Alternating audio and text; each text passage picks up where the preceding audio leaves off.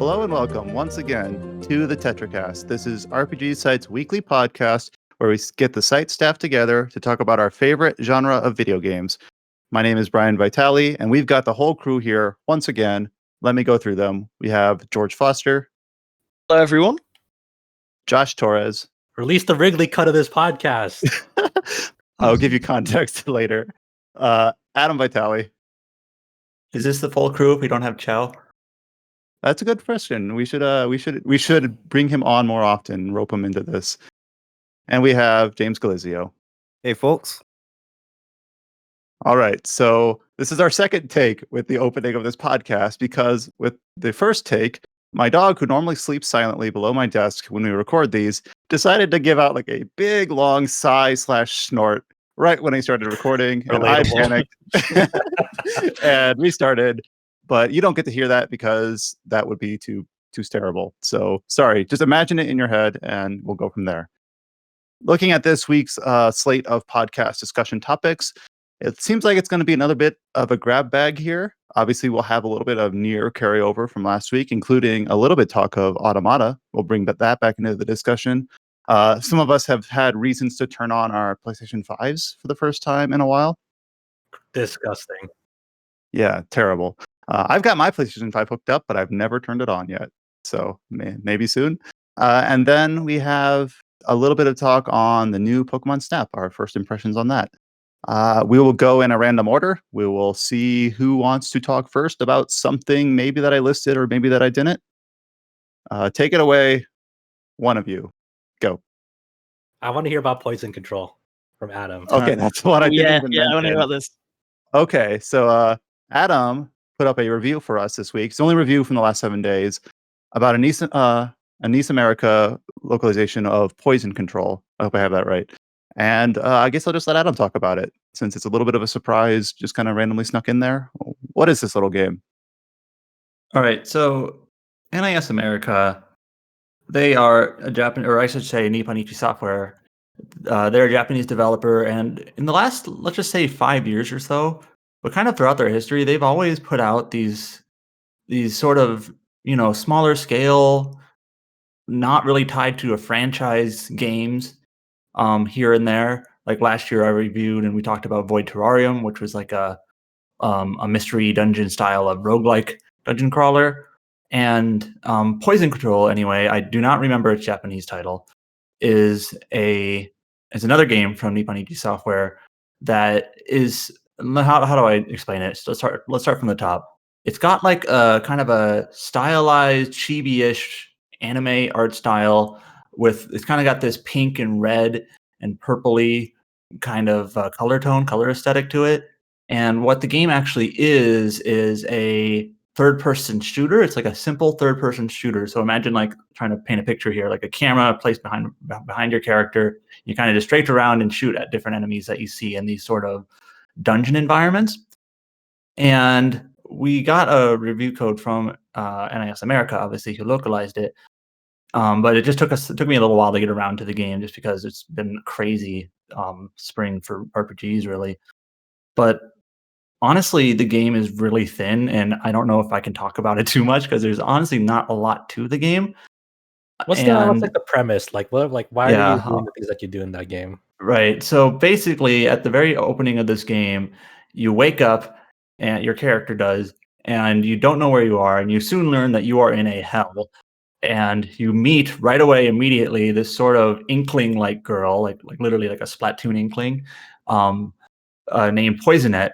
She seriously looks just like an inkling, basically. Even's got the same like hair tentacles, and she's basically like takes over your body, and you two, your main character and Poisonette, share a body, and basically you learn within like 10-15 minutes, like, all right, in order to get out of hell, what we need to do is we need to go around these various circles of hell, like these sort of levels, basically, that they are, and we need to clean out the poison.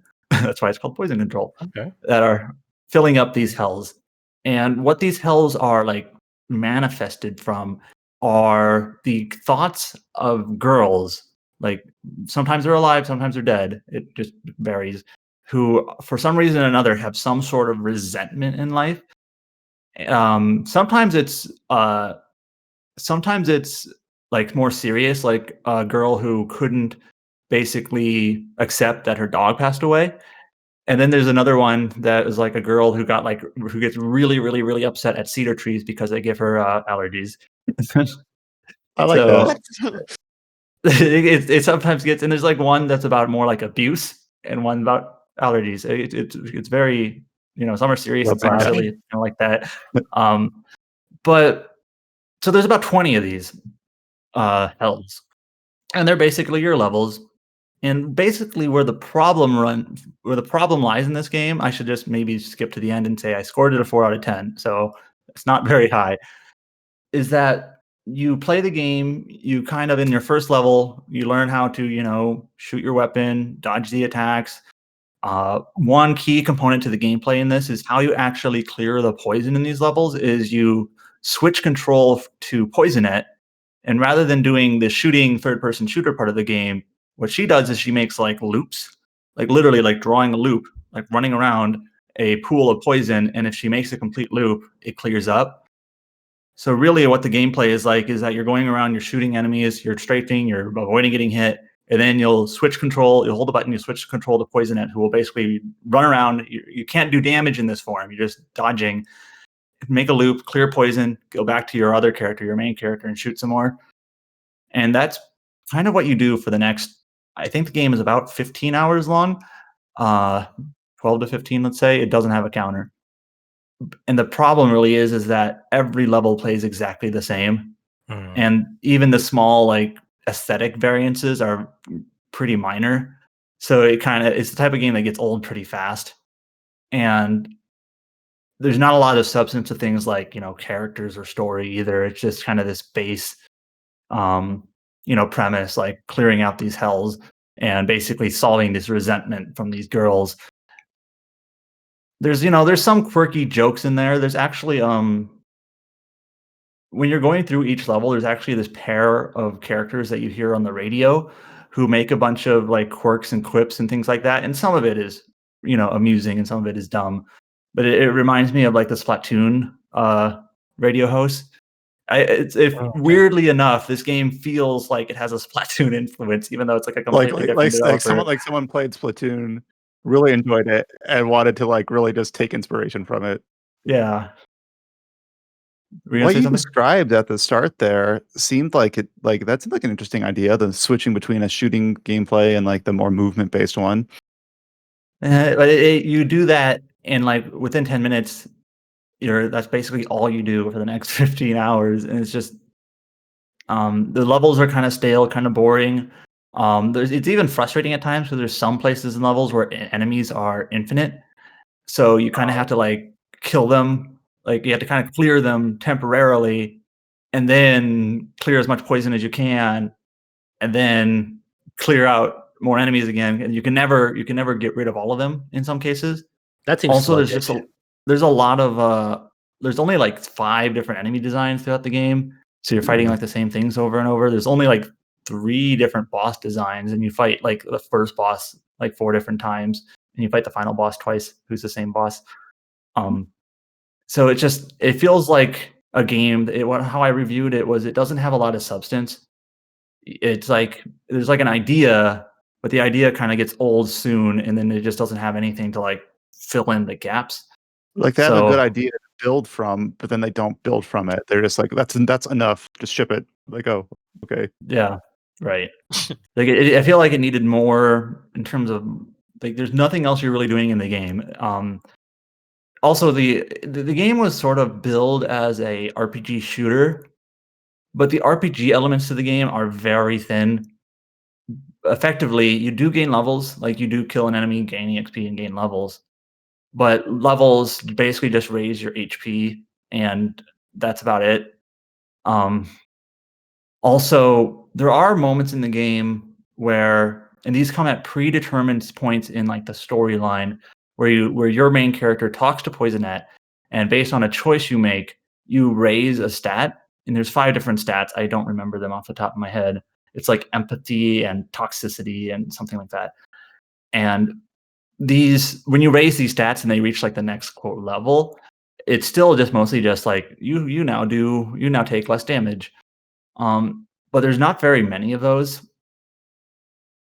So it's like very, very loosely like, yeah, there's like a stat system there that you do assign points to, but it happens occasionally, not a lot, and there's just not a lot to it. And I feel like with that, I've pretty much said everything there is to say about this game. So basically ran into the same issue reviewing it as talking about it on a podcast here. Basically, like you write or say a few things and you're like, well, that's pretty much it. I'm done. Like, Yeah, when I was writing this review, like I think I was around like 800 words or something, which is a pretty short review. I'm like, what else can I say? Like, there's not a whole lot to say about this game. It's just there's not a lot there to talk about. is it a full $60 release? Is it a full price game? I think it's a $40 game, so that might, there's some justification there. But yeah, that's about all there is to it. I mean, the main story, I should say. I go for it. Yeah. The main story kind of revolves around like Poisonette and why she is there, but it's still just kind of like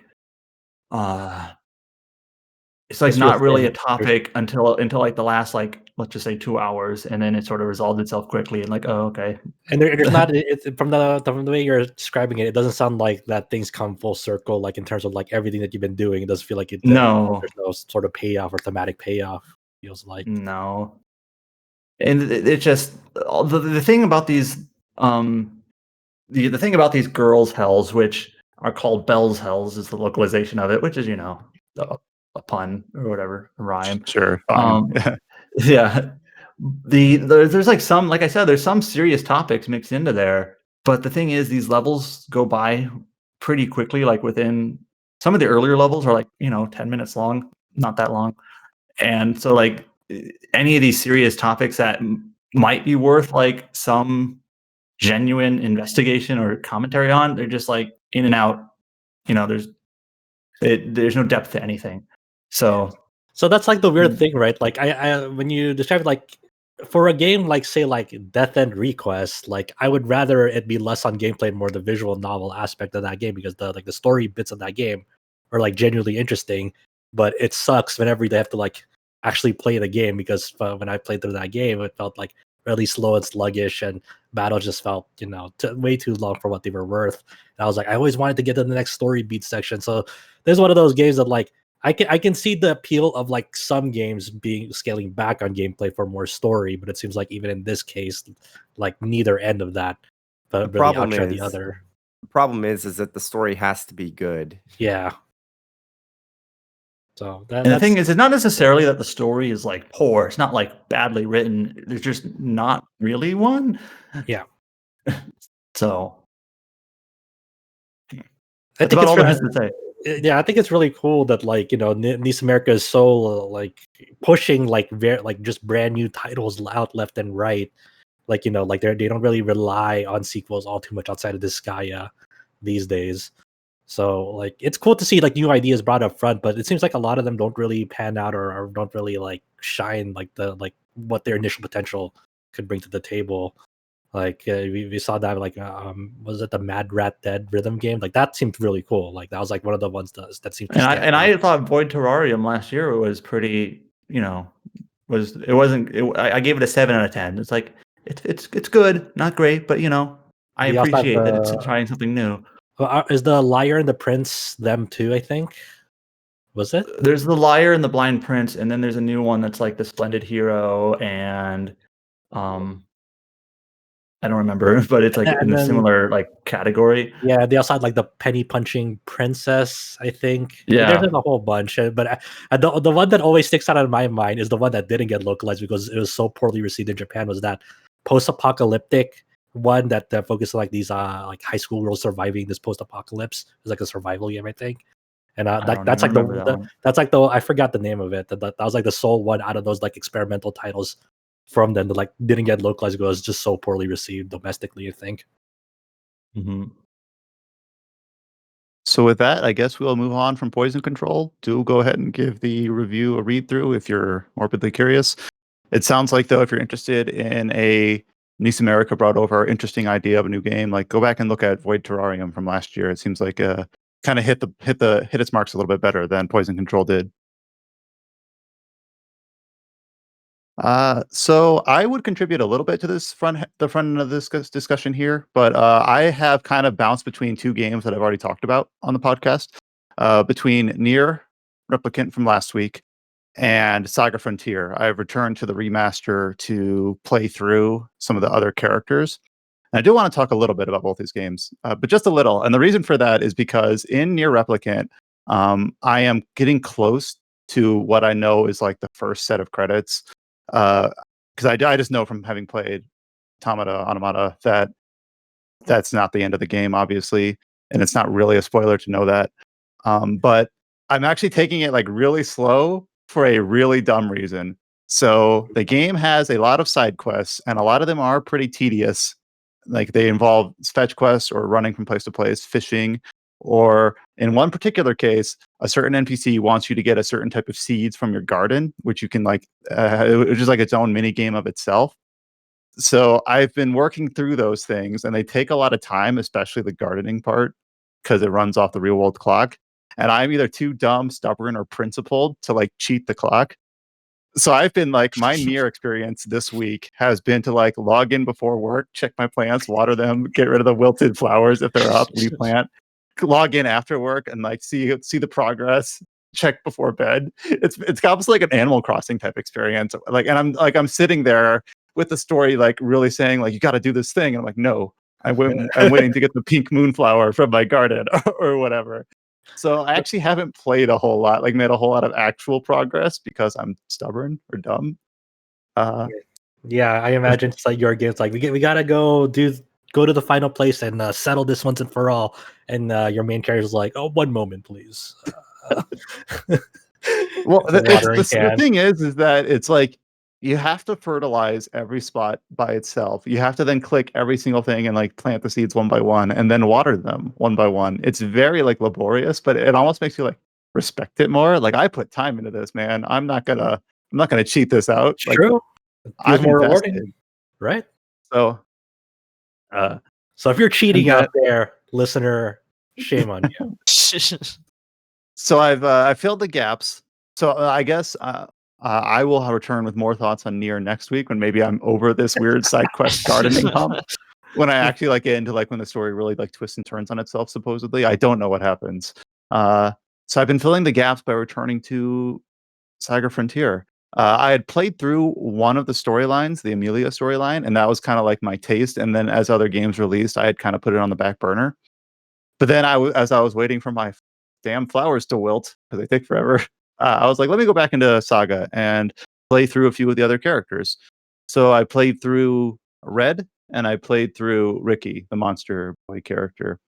And my main takeaway is that I could not imagine being diligent enough to play through multiple characters when this game first released because I am super thankful that New Game Plus is as generous as it is, alongside the fact of like the key quality of life of being able to run from battles.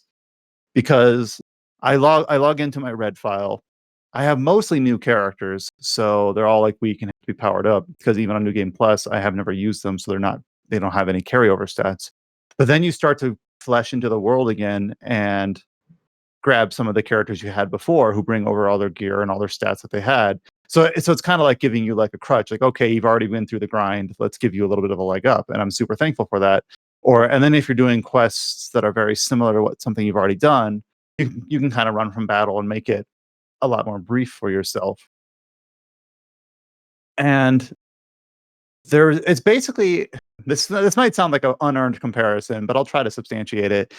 In a way, it is kind of like doing multiple runs of at least what NieR Automata showed to me, where you play through the same story bits, but there's a little bit of different dialogue. You have different characters present. The framing of all the different events is slightly different. And with that, like I've already seen like, oh, Ricky can actually fully explore this place and he's got different stuff to do here. Or with Red actually goes to this different place at the very end of his story once you've seen the familiar stuff. And it's enough for me to actually want to keep playing as more characters, but only because I know I don't have to go through that grind from level 1 again, and I can run from battle if I want to. If I was playing the Yeah. original version of this game, I don't know if I would have been diligent enough to be like, this is enough. It's an interesting approach, right? Because that, like with Saga Frontier Remastered, like their approach is like, hey, you can like actually feel like, you know, you can beat like the entire game like within, you know, a certain amount of time, like within a few weeks, few days, whatever, with all this you know, new game plus stuff that's super handy. When like I feel like the original release of Saga Frontier back then was like on the PS1, like it was more, it felt, at least to me as a kid, it felt to me more like as a game that had like multiple games in it, essentially. So like you do a route in it, and then you like, put it down for a few months. It's like, you know what, I want to play this game again, but I want to start, you know, doing a different route. So like it felt like a new game, sort of every time. So it's not meant to be like marathoned or consumed so rapidly. That's how I thought of it when people even. I 100% agree. I recently played through Minstrel Song, which is Mhm. the PS2 remake of Right. Romancing Saga 1, and it feels similar to that, in that it actually kind of feels like the tabletop roots are starting to come through here, in that, in terms of like when you have like a tabletop game, there's different campaigns in that, and they're not going to be the same obviously each time you play through it. And obviously there can be dungeon masters and whatnot, so that's whatever. But right, it's like there's different characters and different like stories within the same game, and in your sense, almost makes it feel like different games rather than, you know, different like routes that you have to marathon through. Does that make sense? Yeah, it makes sense. Yeah, that's essentially what I was getting towards too. It's like it's an interesting, different approach on like what remasters do to the original source material, which is not necessarily a bad thing. It's just the way they're perceived now versus back then. Yeah, I almost feel like silly or shallow to think this, but there are some times where I'm running through like one of the rune quests, which is kind of like, as far as I can tell, mostly common to all the playthroughs. And I'm running from enemies, and there's like 6 in one room, and I'm getting like aggravated or annoyed that I have to, even though it's instant to run away, that I have to do that 6 times to travel through a room. And I'm like, man, imagine if I had to like actually fight all of these. And at this point, like my characters are really strong, or even, I don't know if that would be the case on the original version of the game, but like I could see like why people bounced off this hard originally. Like I appreciate the like the style of storytelling, kind of like how the brevity of the narration and the dialogue. There's really not a whole lot to it. It's just enough to set the table, and that's that. It doesn't really like indulge in itself.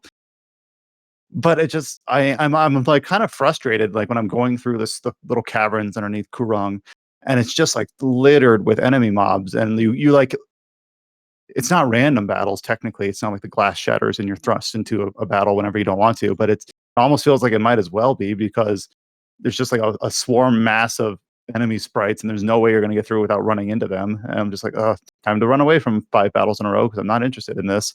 And like, And and I have the easy way out, and people 15 years ago didn't. So it's, yeah, I don't know. in some cases, like it might be even like if you're not being wary about your surroundings in the remastered version, like things will just sneak up on you with like the speed up. It's like, oh, enemies travel faster towards you if you speed things up towards you. While back then, it's like you have to be really cautious about like enemy mobs you didn't want to encounter, because we don't have the flee option back then. We couldn't run away from battles, so you have to like really plan out like, hey, I entered a room, I see all these enemies, like how am I gonna kind of tiptoe my way around them, because if I get into a battle, it might be fatal at this point. Especially when one thing that maybe I haven't hit home is like, it's not just you're getting into more battles and you have to fight them, but you have a limited resource of weapon points and spell points that you're going to start exhausting, and it's going to make your final encounter more difficult. Or either that, or you're going to have to like go through these battles using very basic punch and swing attacks because you don't want to expend those. So like being able to flee kind of helps you, and it pays dividends, because then you go into the final battle with more in your arsenal ready to go.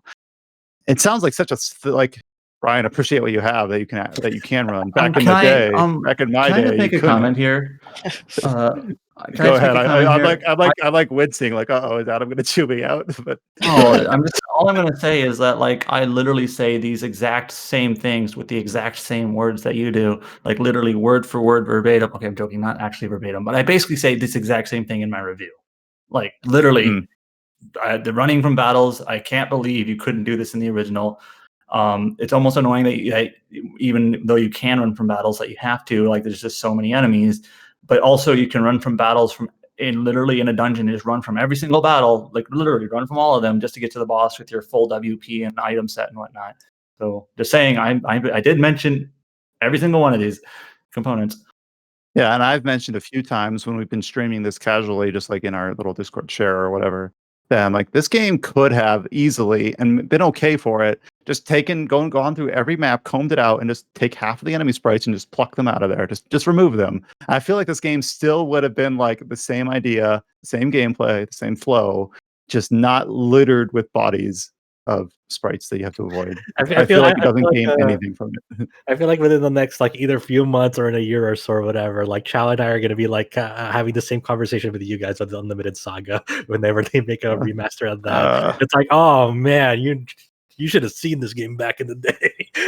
Well, I don't want to keep harping on that one specific thing because I have really enjoyed seeing how things and kind of been like, how do I say this? Like I expect going into Red's route that there's going to be additional lines of dialogue or different characters will be present. Like that's sort of one thing that I expect. But then it actually hit me a few ways that I didn't expect it at all. Like I go into, I believe, Shingro and I do like Red's event there. And then it turns out like, spoiler for 15-year-old game, 20-year-old game, that at the end of the events there, like the main palace blows up and you can't go back. And I'm like, wait a minute, I wasn't expecting that because that doesn't happen anywhere close to any of the other routes. So like I go into each play file expecting this, and then there are ways that it keeps enough hidden away unexpected that keeps me wanting to keep going. So as soon as I finished Ricky's route, I went ahead and immediately started a blue playthrough, which I haven't really gotten that far in yet, but I'm already enjoying how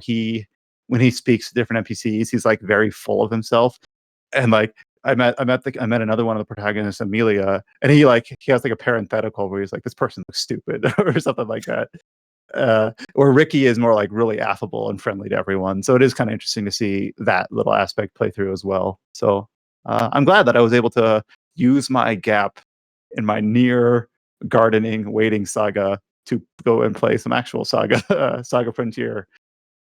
So I've enjoyed just continuing to go back to that this week. All right, let's talk about a new release. Only I don't know whether I should talk about this PS5 game or Pokemon Snap. Whatever Do you we have want. any takers? I get to Snap. decide. Let's All do right, Returnal. George decided. Okay, Oh. George spoke first though. George decided Snap first. Like, Yeah. so talk about Pokemon Snap. New Pokemon. All right, so a few of us, it looks like, have put a little bit of time into the recently released new Pokemon Snap, which is not an RPG as far as I know, but it's based on an RPG property. So we've been covering it, and we're going to talk about it. I don't know who's put in the most time or who's got the most. I question. imagine take on it. James. Yeah. If I'm, yeah. So, Go on, quick James, you question pencil. to George. Did you play the original or no? I did not know. I always like. Were you Okay. born when the original came out? No, I don't think I was alive. Let me check. Okay. Let me check. Oh shit. How's Pokemon Snap, James? It came out when I was born, like the same year. So yeah, I don't think. Great. Amazing. So I think my opinion on the games actually might be a little bit different from George's because I saw all of these reviews for the new one, and I was excited because people were saying, "Oh, it's just a better version of the original Pokemon Snap." I'm not feeling it right now, like at all. Really? Whoa. Because one of the things that I loved about the original Pokemon Snap is that it was basically a puzzle game and that you had to do specific things to get to the situation where it's like, okay, now I can take this picture of this Pokemon, or hey, now here's one of the legendary birds and I can take a picture. And there's some of that, but it's been toned down significantly. like the Oh man, that seems. I feel a little sad hearing that. I remember the Yeah. puzzle stuff. I remember there was a lot of cool stuff you had to do in the original game. Like you had to like throw apples to lead Pokemon in one direction or another to like get them to interact with another. Or if you threw rocks, or I don't know if you had rocks, but was it just apples? Am I there's remembering that correctly? apples and then there's pester balls. Oh, that's what it was. But I remember you would have to like different Pokemon you would in the original you'd have to like lead them in certain directions or hit them even or do certain things with them in order for them to A, have like a certain pose that would score well, or B, sometimes draw out another Pokemon, or C, sometimes even evolve. Yeah, so And basically so there was a puzzle element for sure. Yeah, before we continue on, like I just want to clarify for people who don't know Pokemon Snap at all. Like this game is basically a photography game where your trainer is put into like a cart, and it's sort of like a rail shooter where you can like move around the screen with your like camera reticle, and then you take around taking pictures of Pokemon and their natural habitat, and you can sometimes influence their actions by like items that you have, essentially. So what's the best way to put this? For a game that has arguably less interactivity than the original back in 1999, there's a hell of a lot more padding this time too. Now, Yeah, I yeah. will say this: there are more areas for you to explore, and like each area has a daytime and a nighttime variant, and those are pretty different. And then as you level up your explorer rank, you get different Pokemon showing up in each of these areas, and it allows for more interactivity and replays. But the first time you go to any of the areas, it's going to be boring as hell because there's barely anything there. For the nighttime stages, you won't have an Illumina Ball yet, which is your main means of interactivity in this game. And there's no button that lets you just speed up and go through the stage quicker, like in the first one.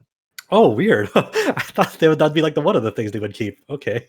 Yeah, I've Yeah. noticed that. So there is no evolving Pokemon. You cannot do anything in the stage to get Pokemon to evolve.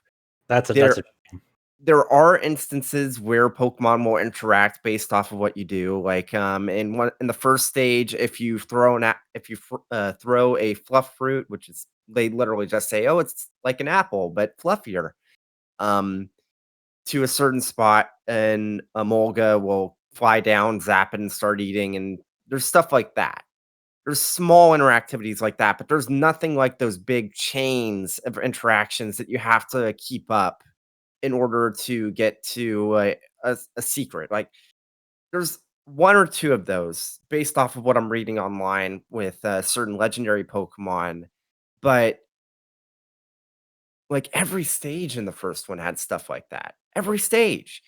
Part And of me is just trying to be careful. I'm not saying you have it wrong, but I'm trying to remember like is there some nostalgia playing a play here? Like are the puzzles in the original game like I almost want to revisit it to make sure that I have like a fair comparison. Like how involved were they? Were they you know well, what I they mean? weren't very involved in the first place. I'm not disagreeing with that. But that just makes the fact that these are even less involved all the more glaring.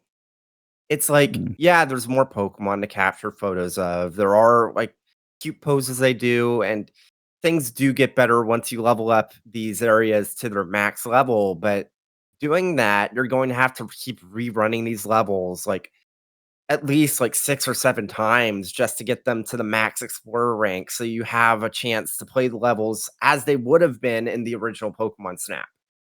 It's like I guess I on don't explain this explorer rank to me more. I don't think I get it.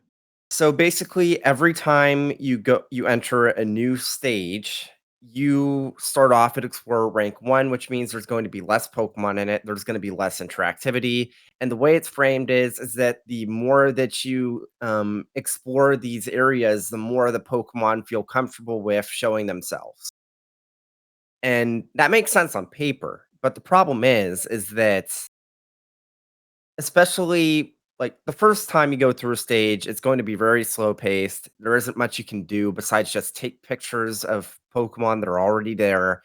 There might be 1 or 2 things you can do that's a bit more interactive than that, but nothing close to how things were in the original, and even then, there was, like, backtracking once you got access to your, like, power-ups, like the flute and the pester balls and the apples and all that. But it's annoying because it's fine to have players replay each stage, but I don't think they necessarily needed stuff like the Explorer rank in this game when you already would be going back to these other stages when you got access to new abilities. Because there's way more stages in this one than the first game. Like I believe there's like 10 different locations, and there's like nighttime variants for each of them, and some of them have like luminous spots too. So there's a ton more stages, but the game still asks you to replay each of them more than you would have replayed each stage in the original. And combined with the fact that you can't speed things up, it just gets really old really quickly. I do remember in the original game, you would replay stages to try to get that perfect image, that perfect photo, right? Like you would complete one of these puzzles to get, the slow bro or whatever to show up or whatever. Yeah, or just to appear, and then you would take some pictures and hope you got a great one. And then if it wasn't if you didn't get the best score on it, you're like, all right, I'm going to do that again. And you might do that a couple of times, but like you said, you could speed through the parts of the level that don't really matter for that that image you were trying to get.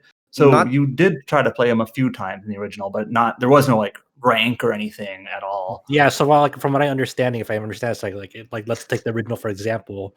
Like that say that slowpoke won't even appear in Explorer rank 1. It would only appear like Explorer rank 4 or something. Well, the max is 3, but yeah. Okay. Explorer. It only appears like Explorer rank 2, and then you're like, okay, but can I? You just have to go waddle through the initial exploration grind, and then with no speed up, you have to wait there. It feels like they kind of added a progression system where it really didn't. It feels like it didn't need one, or it sounds like it really didn't need one. Especially I liked it in the original back on the N64. When I entered a new stage, and that's wow, there's so many things going on. I can't wait to go revisit this again and take a better look at the things that are happening around me. It's not it wasn't the game saying, oh, you're not ready to see all this yet, or whatnot. It's oh, I actually have a desire to see process everything that's going on in this level. Not to mention, and this is a pretty major thing that I honestly didn't see anyone talking about, but in the original game, some of the areas that you could explore, you had to unlock by doing interactions with Pokemon in the environment. Like you had to have the Electrode blow up this cave wall in order to access this one cave area and stuff like that. You don't really have any of that in new Pokemon Snap. The only way you unlock new areas is by raising your Explorer rank for specific areas to 2. Will usually unlock the nighttime variant, and then okay. So here's something that's especially annoying. The daytime and nighttime versions of stages have different Explorer ranks. So if you what? Okay. Sorry, go on. Yeah, so basically, if you want to actually see everything, you have to replay every level, daytime and nighttime, 4 or 5 times just to get to Explorer rank 3 in all of them. And I think it would take more than 4 or 5 times just to get from level 2 to level 3. So I'm still having a good time, but there's a reason why I only put I say only 4.5 hours into it so far, but I've already played more Returnal than that. But what do you think, George? I feel like I've been just not really shitting on new Pokemon Snap, but I've been really negative. But George, I do. I want to hear it. We need positive aspects, George. We're all boomers here for Pokemon Snap. Well, now I feel like my opinions you've got James who's Pokemon Master, and now I'm mine feels dumb by comparison, but I kind of just like looking at the Pokemon. Good. That's entirely valid, honestly. That's the whole reason the first game had the cult following that it did.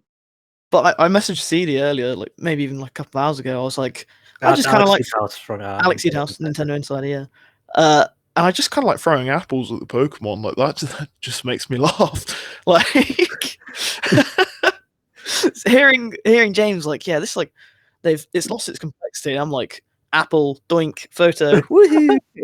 So I am legitimately grinning ear to ear because I love hearing this sort of stuff. Sometimes you just gotta remember, are you having fun? That's not probably how most people play it, George. That's good. But I think everything James said is very valid, and I'm like maybe 3 or 4 hours in, so like I've still got like quite a lot left to see. But I'm already at the point where I'm like, I wish I could speed up some of these bits, and do I really have to do this like thing twice in a row? Like, I don't really want to do it twice in a row. Like, I don't know. I feel like it's addicting. It's very addicting. Like, I'm already like, I just wish I had all the stages just so I could go through them, but it just kind of it holds them out for you. It's like, okay, come on, keep doing photos, and it's fine. But I feel like I'm a lot of the time taking photos of the same stuff just to get the points, and like maybe they're better, maybe they're not. Okay, how's the evaluation? Because back then on the N64, you wouldn't know, but you took a photo and you're like, man, this looks amazing. And Professor Oak was like, nah, dude, that's like out of focus, not in the center. I'm like, but Oak, it looks really good. So how do they evaluate things this time Okay, around? so they've made it much more clear about what goes into rating a photo. So there's like different categories, like the size, the center of the frame, what like the pose, whether they're facing towards you, and even if there's like more than one Pokemon in the frame. And this is actually one of the really cool things about the game. As negative as I am, there are some really cool aspects of it. So for each Pokemon, there's 4 different types of poses they can be in, or 4 different like levels of poses they can be in. A 1-star pose, a 2-star pose, a 3-star pose, and a 4-star pose. And in your photo album, you can have 1 photo per pose per Pokemon. So you can have 4 photos for each Pokemon, and each of the different types of poses have their own specific rankings. So the way the star rankings work is that you have bronze, silver, gold, and diamond. And so even if you've gotten a perfect like photo, like a 4-star diamond photo for a Pokemon, there's still reasons to go back and replay stages, because it's like, well, I can try and get a diamond pose for the one, or a diamond photo for the 1-star like pose, or the 2-star, 3-star. And it does give you more reason to go back and take those photos. I'm not sure if that was added because they realized, oh shit, we're having people replay these stages so much. We need to have more reasons for them to want to focus while they're replaying these sections, or not. That might be reaching, but it does add a bit more to it, and it does make it so that there's once you've gotten the perfect photo, there's still reasons to keep trying for it, because you got to get 4 perfect photos. Pokemon. Yep. They're pretty I now. can't see myself staying with it like too long. Like, it's fun, it is really fun, but like once I've done all the levels, All I gotta say I'll be is done, that I I think. don't know how your like coworker Cian managed to do the crazy shit he did over at the Oh Gamer my George. god, yeah, he put in He, hours upon hours. like right when the servers went live, he was literally #1 in the world on the leaderboards for like number of photo points, and on both categories. Yeah, shout out to Kian, because he's been busting his ass. So if you're looking for guides, go that way. But I don't know. I wasn't expecting much from it, to be honest. Like, my expectations and James' expectations like were definitely different going in. Pokemon means a lot more to James, but for me, like, I'm not even a massive like mainline fan.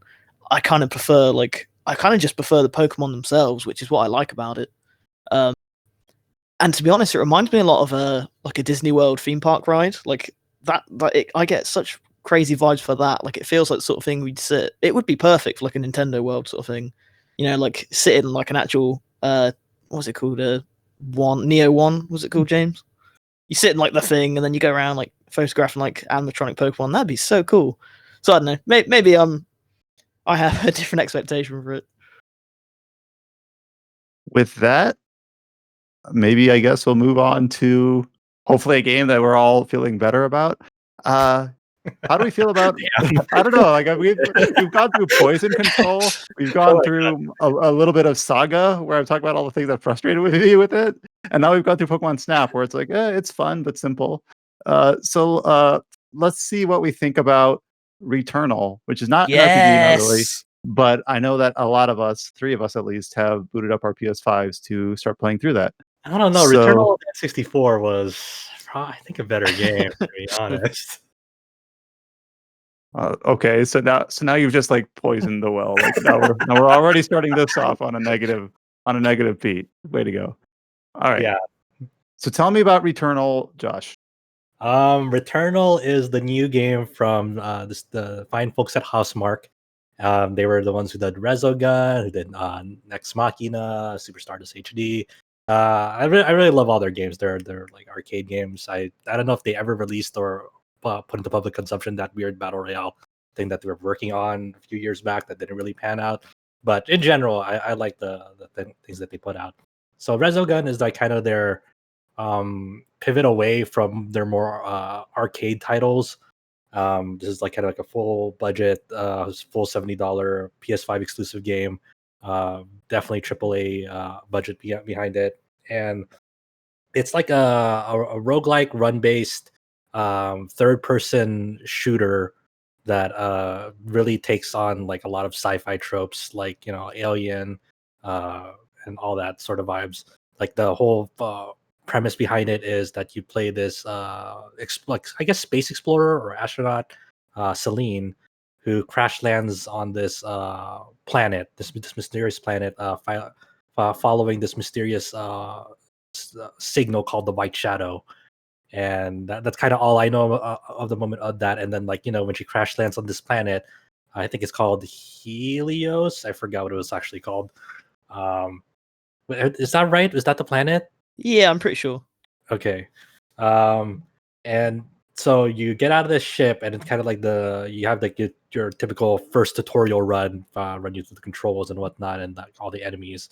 And the thing about this game is that since it's a PS5 exclusive, not only does it look really great, sound really great, like perform really great, it makes use of the dual sense, the haptic triggers, the vibration, and whatnot. So it's a very fast-paced, almost arcade-like game, like what you expect from them.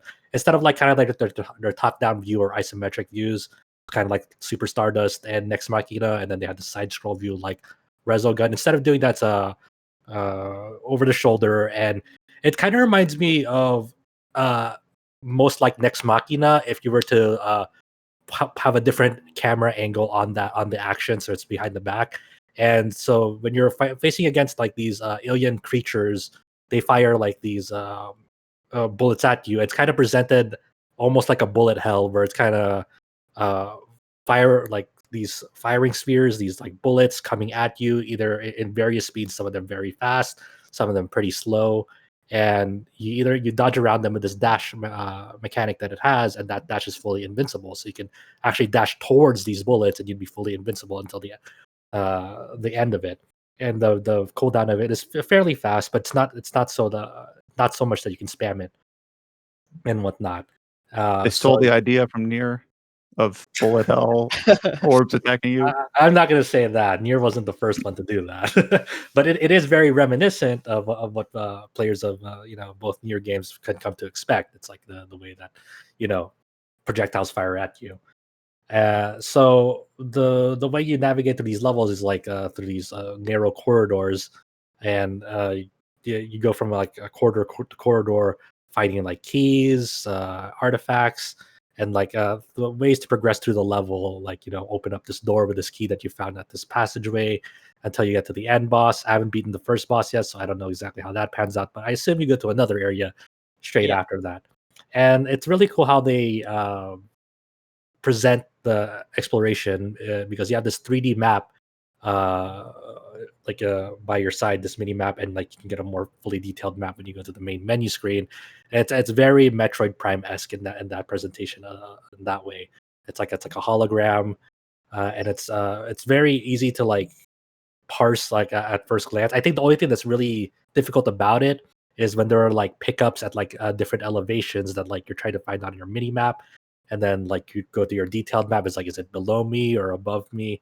So I think that's the only thing that I have trouble with. Maybe it's because I haven't really put that many hours into it yet to really like get comfortable with that. But what I do like about this map screen and the way they kind of guide you through the level is they're really good about communicating with the players like, hey, this is where you need to go to get to a thing that'll progress through the level versus something that's like just a side optional area that might have like goodies for you, and that's like through the shape of the corridors reflected on that map screen. So for optional areas, they're like a triangle corridor, a blue triangle corridor. It's like, okay, I want to go explore for a bit off the beaten path or off the main path, and so I'm going to go through this corridor, this triangle corridor on the mini map. Meanwhile, like the main areas that you have to reach are like highlighted like a light blue rectangular shaped corridors on that mini map. So it's really good at communicating with you, like, hey, this is where you need to go, and where you can just choose to like go instead, like for a little bit and see what it has over there. Unlike previous Housemarque titles that were really, didn't really have much story or were very, very light on story. This one is focusing more on a narrative element. Obviously, like there's a whole mystery behind like the time loops that Celine is going through, because every time you die, not only do you like reset your progress from the very beginning, you see like these flashbacks of like this weird astronaut figure, the fields, and like a home, and I presumably tied to like Celine's past or like memories going on. I And can't believe that this game has PT in it. yeah, like Oh, yeah. yeah, like early in the first level, like I was exploring around, you come across this house, and I'm like, okay, that's weird. That's very out of place during like this alien environment, which is like very dark, very like alien aesthetic wise. So and then like you just have like this weird 2-story house like in the middle of everything. It's like, okay. I approach it like it's locked. I'm like, okay, maybe we'll see. We'll try to find this key. So I find the house key later on in the level, and what it does in this game to like present narrative is it scales. It changes camera perspectives from the third person view to a first person view. So you enter that house, and it's a narrative segment because you're now exploring it in first person, and all that's weird because that's Celine's house. It has her photos in it. There are some weird sounds going on in there, and then like that there's not much interactivity outside of like, hey, you're walking around, you're looking at these like things that's in her house, and by the end of it you wake up outside the house again and you have like this weird astronaut figurine. I'm like, oh, that's weird. I don't know what the hell that is, but I guess I have it now. And then I figured out what that figurine does later, but I won't spoil that. Oh, yeah. Um, Yeah, that happened to me as well. I was like, Yeah. yes! yeah, I was like, oh, okay, that's cool. But it still nails what Housemarque is really good at, which is very responsive controls, very high octane action that like flows really well. So as you're shooting enemies with either your handgun or a shotgun or a rifle that you pick up, like you don't have a bullet counter, like you're not limited by ammo to like all energy shots, but it does the Gears of War active reload thing where every time you expend your magazine, you'll go into this reload animation, and then you can speed that up when you press the reload button within like the rectangular bar that it presents, and this sort of like an instant reload. So that's pretty cool. And I think James will really go into like the controller feedback of this game, because he has a lot of praise for it from what we've been talking about it. But it's for me so far, I've only like maybe 2 to 3 hours into it, but it seems pretty cool so far. I really dig it. I think the only thing that's kind of a weird conceit with this game is that at the very beginning when you start up the game, you are notified that, hey, since it's a run-based game, there's no suspend save, there's no auto save, and if you like close out of this application at any time, it'll just reset your progress, and you have to do a new fresh run from the back. If you want to like suspend your progress or pause your progress, you have to. It specifically says in that note, please use the PS5's rest mode feature for that. And I'm like, And I've read a few reports of people just hard crashing, so they're resetting whether they want to or not. right, and that's It's dumb. Yeah. that's big. That's a big deal. Like, hopefully that gets ironed out too. But yeah, like there's a lot of really promising things behind it. But I really want to hear James about this controller stuff, because I've been kind of coy on it, and I know James wants to talk about it. The most next-gen thing I've experienced with the PS5 is the way that the adaptive triggers work for the alt-fire and Returnal. Yeah, and Can you try to explain it to someone who's not played it? I don't know if that's possible. yeah, So you know how the GameCube controller had like the kind of click at the end, and then that worked as a separate like button press, and the Steam controller also has a similar deal. Basically, there's that with the adaptive trigger on the PlayStation 5, and well, it can be like that on the PlayStation 5, and that's what Returnal does, where there's two levels of resistance. There's basically like a stopper in the middle of the trigger pull, and if you pull all the way, that'll activate your alt fire. But if you pull only halfway, and there's that little bit of tension to let you know, oh, stop pulling, that's how you just aim down sights.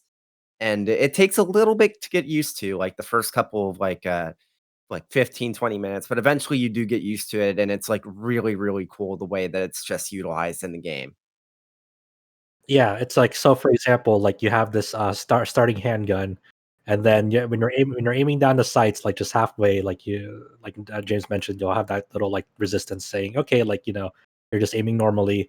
You pull it all the way, you're still aimed down, but then now there's like this strange glow on your handgun, and then when you're ready to fire, like it'll like, instead of like your standard energy shots coming out of it, it'll like do like a multi-projectile shot, like 3 or 4 like little sparks come out of it. It's kind of like a Jehuti's, like in Zone of the Enders, like fire, where like it fires omnidirectional lasers from its like fist. It's kind of like that. It's pretty cool. It's a really inventive like way to go about like freeing up other buttons. Yeah, I was actually going to say, like, it sounds like something before that would have to be like a toggle or 2 button presses or something can now all be handled by like this specific technology. I On the one want to shoulder hear. button. I want to hear your experience, George. How are you liking Returnal? So I've only put in about 2 hours now, maybe 2.5. And I've beaten the first like proper boss, but like skin of my teeth beat them. Like I was literally like, it was like a fist in air moment. Like yes, just Yeah, about. on my second run, I took out a life bar of that first boss, and then it started changing up its attack bar. It's like, Oh, it's hard. Yeah, it's like it gets difficult. yeah, I'm already. I'm like anxious. I'm like, oh my god, if it's this hard, like one level in, is it going to get worse? But I'm loving it. Like I'm really, really enjoying it. I still wouldn't say like it makes good use of like everything that the PS5 does, but I'm still not at the point personally. Maybe I just have high expectations, but I'm not like, oh, okay, this is next gen. I'm still at the point where I'm like, this is really impressive, especially the controller stuff. That is next gen. But like, I don't look at Returnal and go, okay, this is what I bought a PS5. Right. But that's like that's just an expectation thing, right? Yeah. But I am. We used to say, didn't we? Like we've heard on the podcast before, we've all been like, oh, $70, £60 for this thing. I'm like, I still don't know. Yeah. I still don't know if it's worth $70 for me personally. Like Brian and Adam were watching me last night, and George, not George, James a little bit. Me playing Returnal, and like by the time I was like done with it, like after a few runs, like I think either Brian or Adam asked me, "Is like, do you feel like you've gotten your $70 worth out of it yet?" I'm like, no, I feel like I'm like $6 in so far. Like that's what I'm feeling like. So who knows? Let's see if we can raise that number. But like it's very impressive. It's just I haven't gotten a lot of time to play with it yet. It's and like you were saying, George, like the controller stuff is very cool. I think some of the like it runs really great. It sounds really great. It looks pretty great. But I think like the thing that really wowed me in terms of visuals was the translocator particle effect. When you travel in between like other translocators, you become like this. You like particles, not like downwards, but like you spread into particles essentially when you use a translocator, and you have light as you traverse from one translocate, and then those particles form up again into Selene when you use that fast travel sort of beacon. And it's like, oh, that's really weird and cool. Like I really like the way that reminds me. Now you said it like that, hearing it like that, it reminds me of when Infamous Second Son came out, and like all the particle effects there, like especially like Delson like turning into smoke. I remember thinking then, I was like, okay, wow, this is what the PS4 that's a good do. comparison, yeah. And I think that PS5, yeah. So it is, yeah. I'm just really wanting to get stuck into it. Like I'm so early on that maybe I'll get maybe I'll get like to the next biome and be like, okay, this is too hard. This is just like unfair. But at the moment, like really, really positive. Yeah. I guess for people who are concerned about like, its roguelike nature, do I have to really start over from scratch? There are things you can that transfer over between runs, like basically functionality. Like you have to like gain the ability to like alt fire or use translocators in the beginning, but once you unlock those features, those are permanently unlocked with you. And like the house keys that we were talking about earlier, like that's one of like the permanent items that like is with you in all future runs. I don't know what else exactly like sticks with you aside of those, because I've yet to like see other things as I progress through the game. But it's not, you're not totally lost every time you die. So I think the one of the tricky things about Returnal also is they have this I don't know if I'd call it a risk reward mechanic. It's more like just, I guess it is. It's like a risk reward mechanic called like the adrenaline mechanic, where you fill up this value at the center of your screen. It's like at 0.0, and every time you kill enemies, you raise that value. And every level, like adrenaline level 1 or adrenaline level 2, you'll gain like new like things that are better about the way you use certain functionalities. So either weapon damage goes up, or you have like enhanced vision. So like when you use like this sonar pulse thing, you have a better read on like where things are around you. Or just like when you finally max that gauge out at adrenaline level 5, you'll like gain like a permanent like boost to like the currency that you would gain moving forward from enemies and whatnot. But the moment that you get hit, all that progress is reset back to 0 on adrenaline. So you really have to make the game's really trying to encourage you not to get hit and whatnot. And along with these adrenaline levels, your like arsenal is like all your shots are being powered up. So every time like you would fire like at this certain adrenaline shot, like those energy particles from its alternate fire is now part of your like normal shots and whatnot, being augmented and whatnot. So that's really cool and makes it kind of more intense.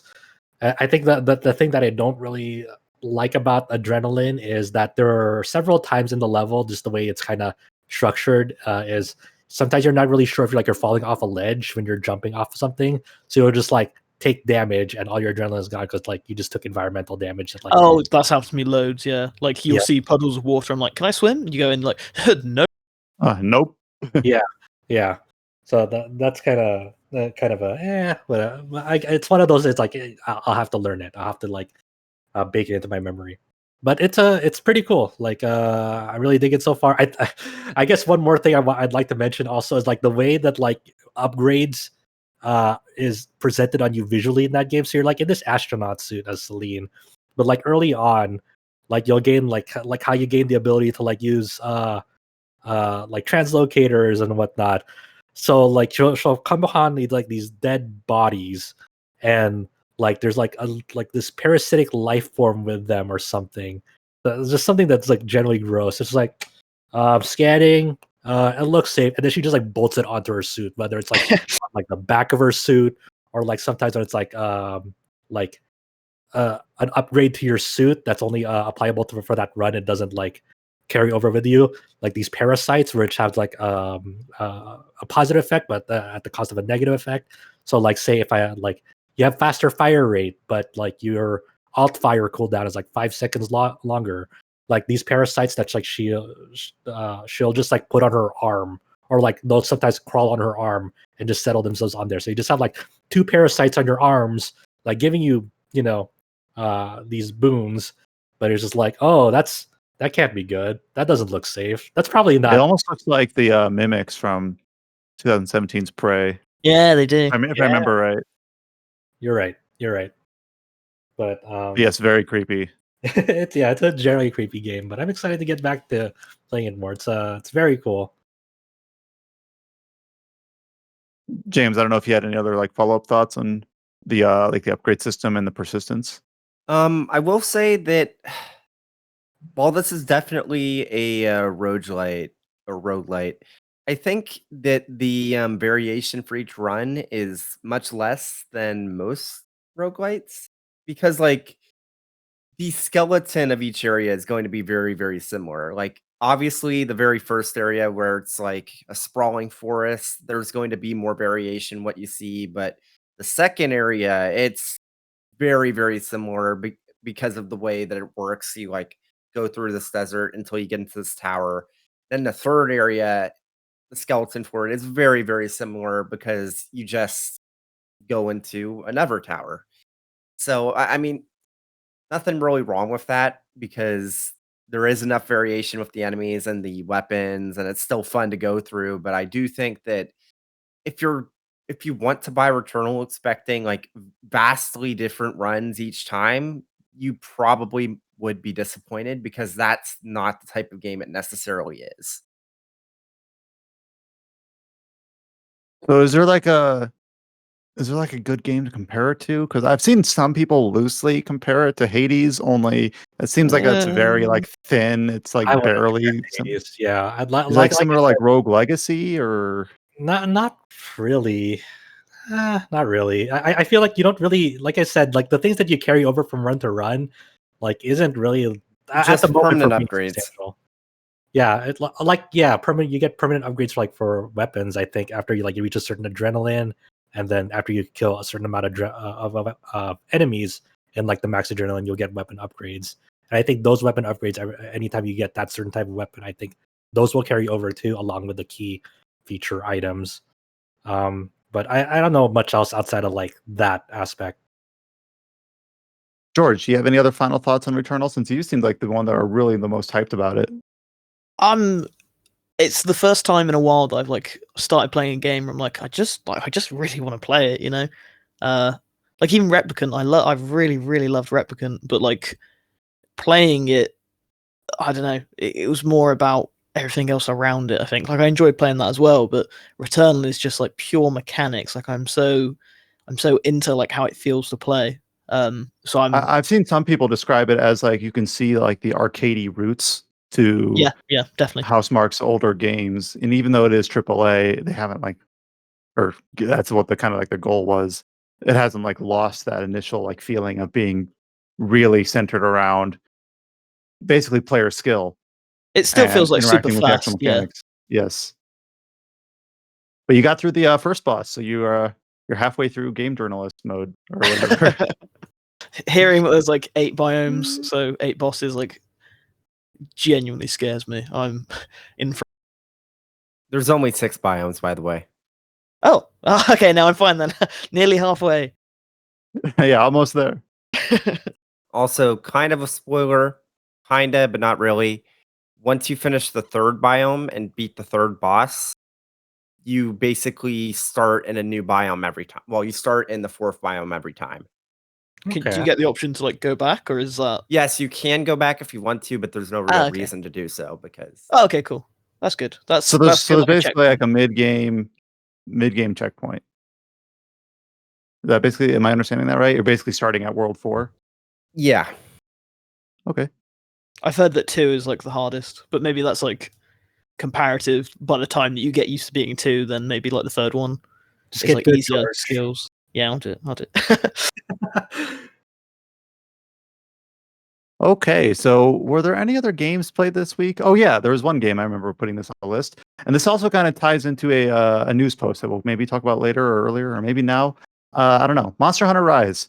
So when that game first released, and we talked about it like a month ago, one of the conversations about it was that it was kind of thin on the ground when it came to like end game and reasons to keep playing once you had seen the story to its then conclusion. But then we got a big update about version 2.0 and the title update for Monster Hunter Rise just a few days ago, followed by its imminent like release and launch. And I know Josh has put a lot of time into it. I don't know if James has yet, but tell me about what they've added to Rise and what you've done revisiting it this month. Yeah, I fell back into the Monster Hunter Rise vortex again. No life. I kind of know life that, to be honest. Just not as much streams on Discord, but yeah, they added the uncapped HR. So the original cap for HR high rank was 7. Then they pretty much uncapped that to 999 now. That's a little bit of a jump. Yeah, that's just a little. And so how they for anyone who's got into like the first max rec HR to 7, you go back to the game, you see like, hey, this is what they added, and everyone has something to say to you in the village. And so some of the new things that you can expect off the bat is now you have the ability to forge layered armor. And what that means is you can pretty much look any way you want and desire for like a very small cost. So you go to the armor smith, and he's like, I can forge layered armor now, and you have like the whole roster of all the armor in the game that's unlocked for to you at the moment. And it's like for you usually need outfit vouchers, which are a new drop from quests, and you usually need a certain amount of those, and then like maybe 1 or 2 of like that armor or that monster's materials. So it's a very low cost to forge layered armor, and then it works exactly as you would expect. It's like, hey, you equip armor that you want, and then layered armor is the cosmetic that will take on the appearance or overwrite the appearance of what you actually have. So you can look stylish now and whatnot for a fairly low cost and whatnot. So that's kind of one of the new big things with this. And then starting from HR 20, you level up HRs now pretty fast too, like with all the new hunts that they added. Starting at HR 20 is like when the new monsters start appearing. Actually, let me correct that. I don't think I think one of the monsters that wasn't detailed in the news for this, like when they did the presentation this week, was like, well, we're adding Chameleos, we're adding Tiastra, we're adding Kushala Daora, and then these Apex monsters that were previously Rampage exclusive. You can now do them in normal hunts, and then we'll add those, and then more. And then Yeah, they were coy about this last one. yeah, and then they were the thing that they were teasing is they also added Basil Geese from Monster Hunter World in this as kind of like the stealth monster, and it's kind of weird that they don't really play it up all that much, because that's also one of the new hunts like immediately available to you once you reach HR 7, and then so you fight that, and then HR 20 is like when you unlock the Chameleos fight. HR 30 is when I think it's HR 30 is when you unlock the Kushala fight. And then I think HR 40 is when you unlock the Tiastra fight. And then from then on, you do whatever you want. And then those unlock like new Apex quests for you. And some of the new Apex monsters that you can fight in Rampage are Apex Rathalos and Apex, I think Mizutsune was one of the new ones as well. But in normal hunts, you can now hunt Apex Arzuros, Apex Raytheon, and Apex Mizutsune as done in normal hunts as well. So along with these new Apex monsters, whether it's a normal hunt or a Rampage, that means that whatever there are new drops, and those new drops will unlock new decorations, and those new decorations, to back that up, decorations are kind of like things you can make to slot into your armor if they have the slots that can accommodate them, and they will. In other games, are like just called like gems. Yeah, they will grant like think Diablo gems, right, and whatnot. So that's kind of like the new content update. It's not, you can get like maybe I got probably 8 to 9 hours out of it, maybe a little bit more. But it was kind of those that weird thing where I crafted all my hammer set, like the hammer that I wanted, and my hammer armor, like what was considered like a really strong build at the time before this update. I got around to that. I was like, am I done? And then my friend sends me a DM out of there. He's like, hey, this is like the new try hard hammer build if you want to go for it. It's like a whole new set, new weapon and whatnot. Like the Tigrex hammer is like really good now and all that. So I was like, all right, okay. So I spent like another 4 to 5 hours grinding away at getting this full new weapon and armor set and all the decorations and whatnot for it. So, it's your typical Monster Hunter grind.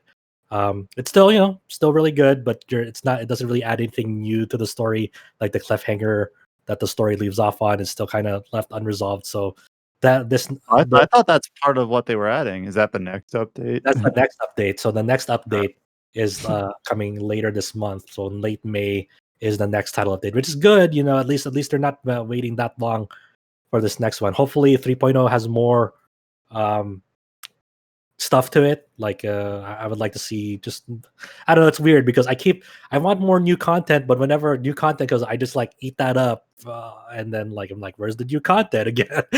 So maybe I'm kind of this vicious cycle of just like keeping up to date with this. But right now I'm like, even though this update just barely came out, I'm kind of already done again with it. The only thing left for me at this point is just doing the melding pot gotcha of like praying that talisman, like certain talismans will get the skills and the slots that I want out of them.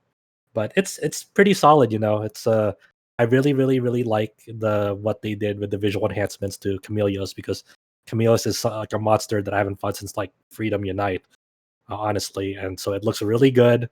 It's the same like Chameleon that you would expect. It still turns invisible during the fight. It still has a lot of poison moves that like it likes to dish out on you, but it looks really good and animates really well. So other than that, there's not really any, like big changes to it. Yeah, when I was watching you play, like it's hard to get that excited about like Apex Rathalos. Now it's Rathalos, but more difficult. Like, I guess I've only played World, but to me that's just like tempered or tempered. Maybe it's like slightly different, but fundamentally similar. But when I was watching you fight Chameleos, that was something new to me because obviously he doesn't have a presence in World, and it's kind of like a unique gimmick that none of the other monsters have, as far as I know. So that I thought was actually really cool. If I was playing this game, which I haven't stepped on yet, I'll probably wait for the PC release. That's like, to me, it almost seems like the most exciting part about this update is a new monster entirely, rather than just extending out the treadmill and just saying like, now you can fight what you have been fighting, only it's more difficult. But I guess that's just Monster Hunter in a nutshell. Like, of course, I think that's the real bummer about the updates. Like, out of all these monsters that you're fighting, only one of them is truly quote unquote new. It's more of like a legacy monster returning. So it's new in the sense like you haven't seen this in a long time. But like Kushala Daora and Teostra and Bazelgeuse, like you all saw those in World. They are very similar to how they were in World. So it's not like nothing's truly changed about their fights. Like Teostra still has Supernova. Still look out for that, And but so that like it's hopefully they add a lot more like just either brand new monsters or like I guess pulling more on the legacy stuff of monsters that we haven't seen in a long while, like Chameleos. Like it's kind of like hard to like think about like what am I gonna do next in this game. It's like the real answer is probably put it down again after playing it for like 3 to 4 days, because like I'm pretty much done with the new content at the moment. I could go branch out to like another weapon, but like I kind of really enjoy my life with hammers so far. I don't know if did either. I know James and George play a little bit of Rise when it first came out, but you haven't touched this update yet, have you? No, I don't know if I'll probably give it a while until I go back to Rise. Like I didn't even like get to the end of the main content, but I did play like a pretty good amount, maybe like 20 hours overall, and I didn't get sick of it, but like other stuff came out and other stuff is going to keep coming out that's like got my interest more. So like it was a great time, but like I'm happy like leaving it alone for a bit. You've had your fill, yeah.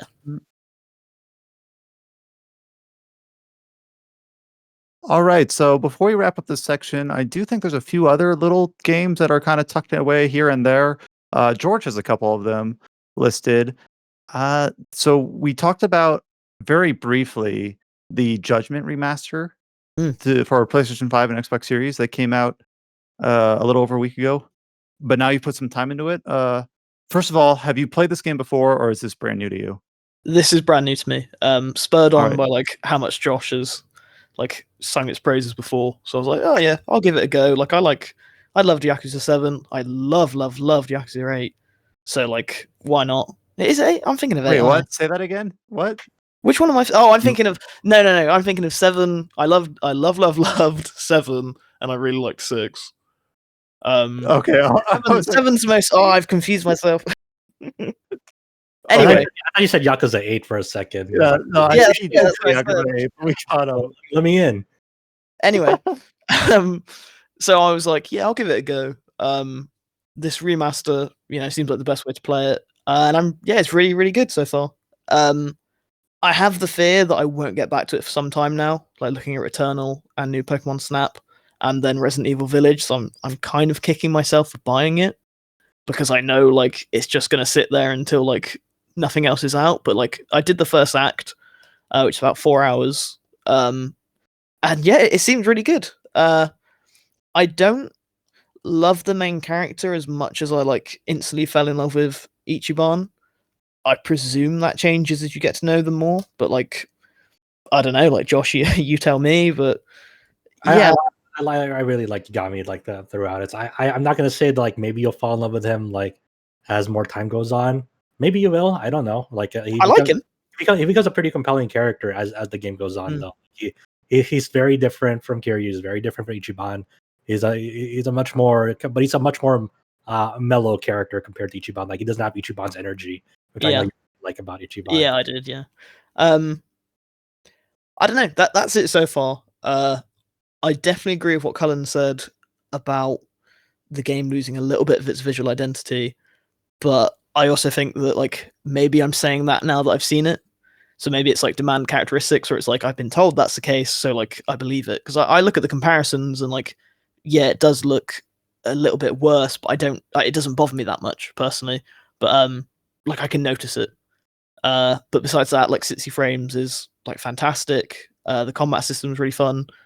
I think I like it less than Yakuza 6's. I don't know why, but like in that, Kiryu felt like a freight train. Like you kick stuff and everyone would just like fly everywhere. And here it's a bit more like Yagami will like just hit stuff like a little bit lighter, I guess. Yeah, he doesn't hit as hard as Kiryu.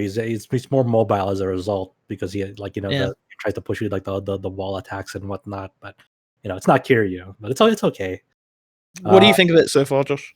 I think I don't know. It's weird because like the lighting changes. Like I'm trying to live with them, whether I like it or hate it. This is what they're gonna like move. This is what they're definitely gonna use for all the clips they've been teasing about the potential Judgment sequel or follow up, that will be unveiled like in the next Judge week. 2 Eyes 2 or whatever. Judge 2 Eyes. Yeah. So like love it or hate it, like it's like I'm still trying to jive with it. It's definitely like I just really like the visual identity of the first one, like the oversaturated look to it. Like it definitely like gave it like a visual flair, like it was like of an era type deal. And like especially it really bothers me, especially when that lighting engine back then, or that lighting style really made characters' clothes pop out a lot more, and like they were visually flashy. It's like, oh, we're in it again. It's kind of like if you were to like rework like Yakuza Zero's lighting engine to like lose more color and whatnot. That's kind of what I feel like here, because like you definitely lose the pop of people's clothing in this remaster. But it's okay, I guess. It's more natural lighting, so it's like I get it. It's one of those things where it's making a deliberate choice like that to have something specifically not be targeting realism. You're avoiding that like uncanny valley where it's like, well, it looks close, but it doesn't have the fidelity to quite like trick your brain, and then everything just looks like off. And now with the PS5, they're like, well, maybe we can actually get through that, and we can actually make it look more photorealistic, for lack of a better word. But then it still has the same art style, just different lighting, and it's like, was this compromise worth it? I don't know. Yeah, exactly. But I think the real shocker for me when I booted up this game was, and I was streaming this to some friends, and like, and then they can vouch it, like for like the last 15 minutes before I booted that game, I was like, I can't wait to see the pinball in 60 frames per second, like that stupid pinball machine at Yagami's place. Like I can't wait. And then like I booted up the game, and you're at Yagami's like detective room, and then like I see this little inky dinky arcade cab at the corner where the pinball machine used to be. It just says at the top video games on it. I'm like, and you can't interact with it whatsoever. Like, what the fuck is this? And like I like stared at it for like a good like 30 seconds in silence, and my friends were just kind of like looking at me, and I'm like, did they take out the pinball machine? And I'm like, no. Was it like branded in any way, or was it like a license that would have expired, or was it just like generic pinball? It was generic pinball from what I like remember from it, but I can't tell you for sure like it was like a specific license that they used for it. It had to have been, I imagine, but I'm just like, where the fuck is the pinball machine? I was like so excited to like go play this pinball machine for like 2 minutes and go about my day, But no, there's no more pinball machine in the remaster. I don't know why it's not there anymore. And I know that Adam speculated it might have been a frame rate thing, since like it could have broken at 60 FPS, and they're like, "Fuck it, we're not going to fix it. We're just going to remove it." I don't. It feels borderline unacceptable to me because I love that stupid pinball machine, and like I'm just like we're so but the game runs well, 60 frames. It feels great in combat, like what you would expect. It also runs into that problem that like a lot of re-releases and remasters have, that like bundle in all the DLC along with them, is like when you go visit Yagami's like mailbox outside of his room where you would get the DLC normally. Like I forgot, but like how much DLC came out for this game, but like I like literally sifted through like 30 to 35 like dialogue boxes of like DLC items being added to my game. I'm like, what the fuck is this? What the fuck is this? Like it's just like, hey, you got this orb, you got this item, you got this bundle. I'm like, I guess, sure, if you say so. And like a lot of that like stuff is like infinite consumables that are like cheat items. They're like, hey, activate this thing in combat and you'll do like an orbital laser from above and like heaven strike all these dudes. Or like, here's one that was like instantly kill everyone in this battle. And like, and they do have a cooldown, but like it's kind of like it feels. I don't know. I'm being weird about this. I'm just like it. To me, No, I kind of agree with what you mean. It devalued, like my playthrough because I forgot that like these things were a thing. And I'm like, what does these things do? These are infinite consumables. So let's just try them out. And I was like, oh man, this is kind of lame. No, I kind of get that. I haven't really thought about it like deliberately, but I played a few remasters where in your mailbox or in your inventory or even in like a menu screen, it's like, all right, here's all the bonus stuff you get for getting the remastered definitive edition. And like if you've played the game like previously and you're revisiting it, you might have an idea like, oh yeah, I remember when they added this. I have a general idea of what this is. But then I'm trying to imagine like a new player coming to like something like that. And they're like, are these good? Are these bad? Are these cheat items? Or are they just kind of like skins that they add with the pre-order that don't actually matter at the end? I don't know. They all look the same. I was just given a list of 40 things and I don't know what to do with them. And there might be some cases where it's not clear what's a bonus item and what's an actual in-game item. I think that's a little bit more rare, but I could see that happening as well.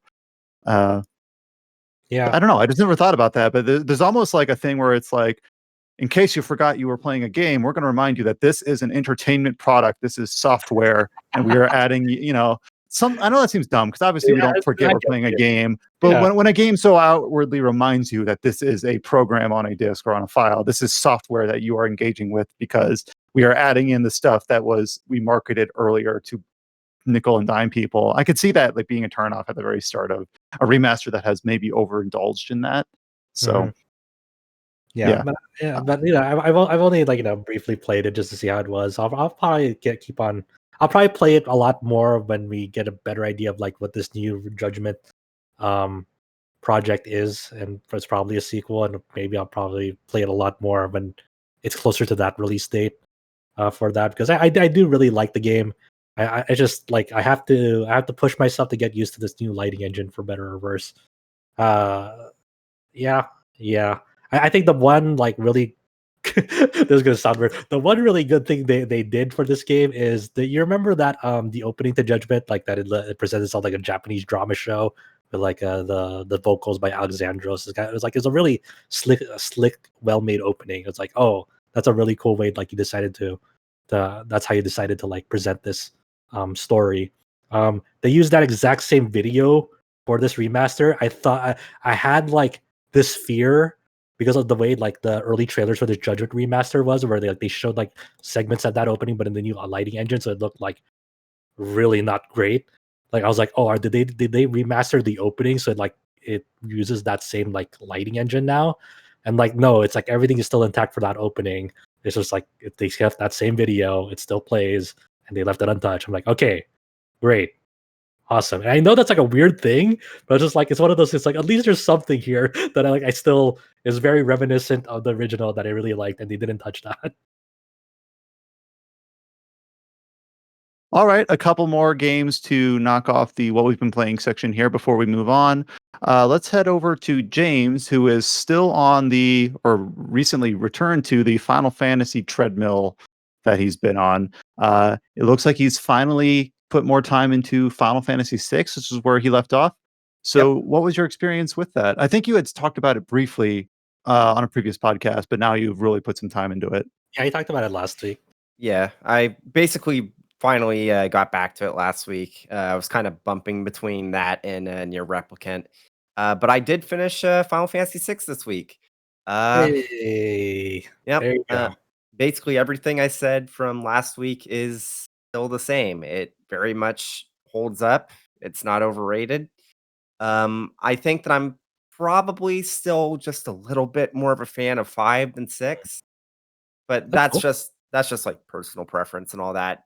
6 is very much a game, an RPG worth playing, and man, I'd love for it to get a remake, but it would have to be turn-based. No, don't make it an action RPG, Square. If you ever remake it, please don't.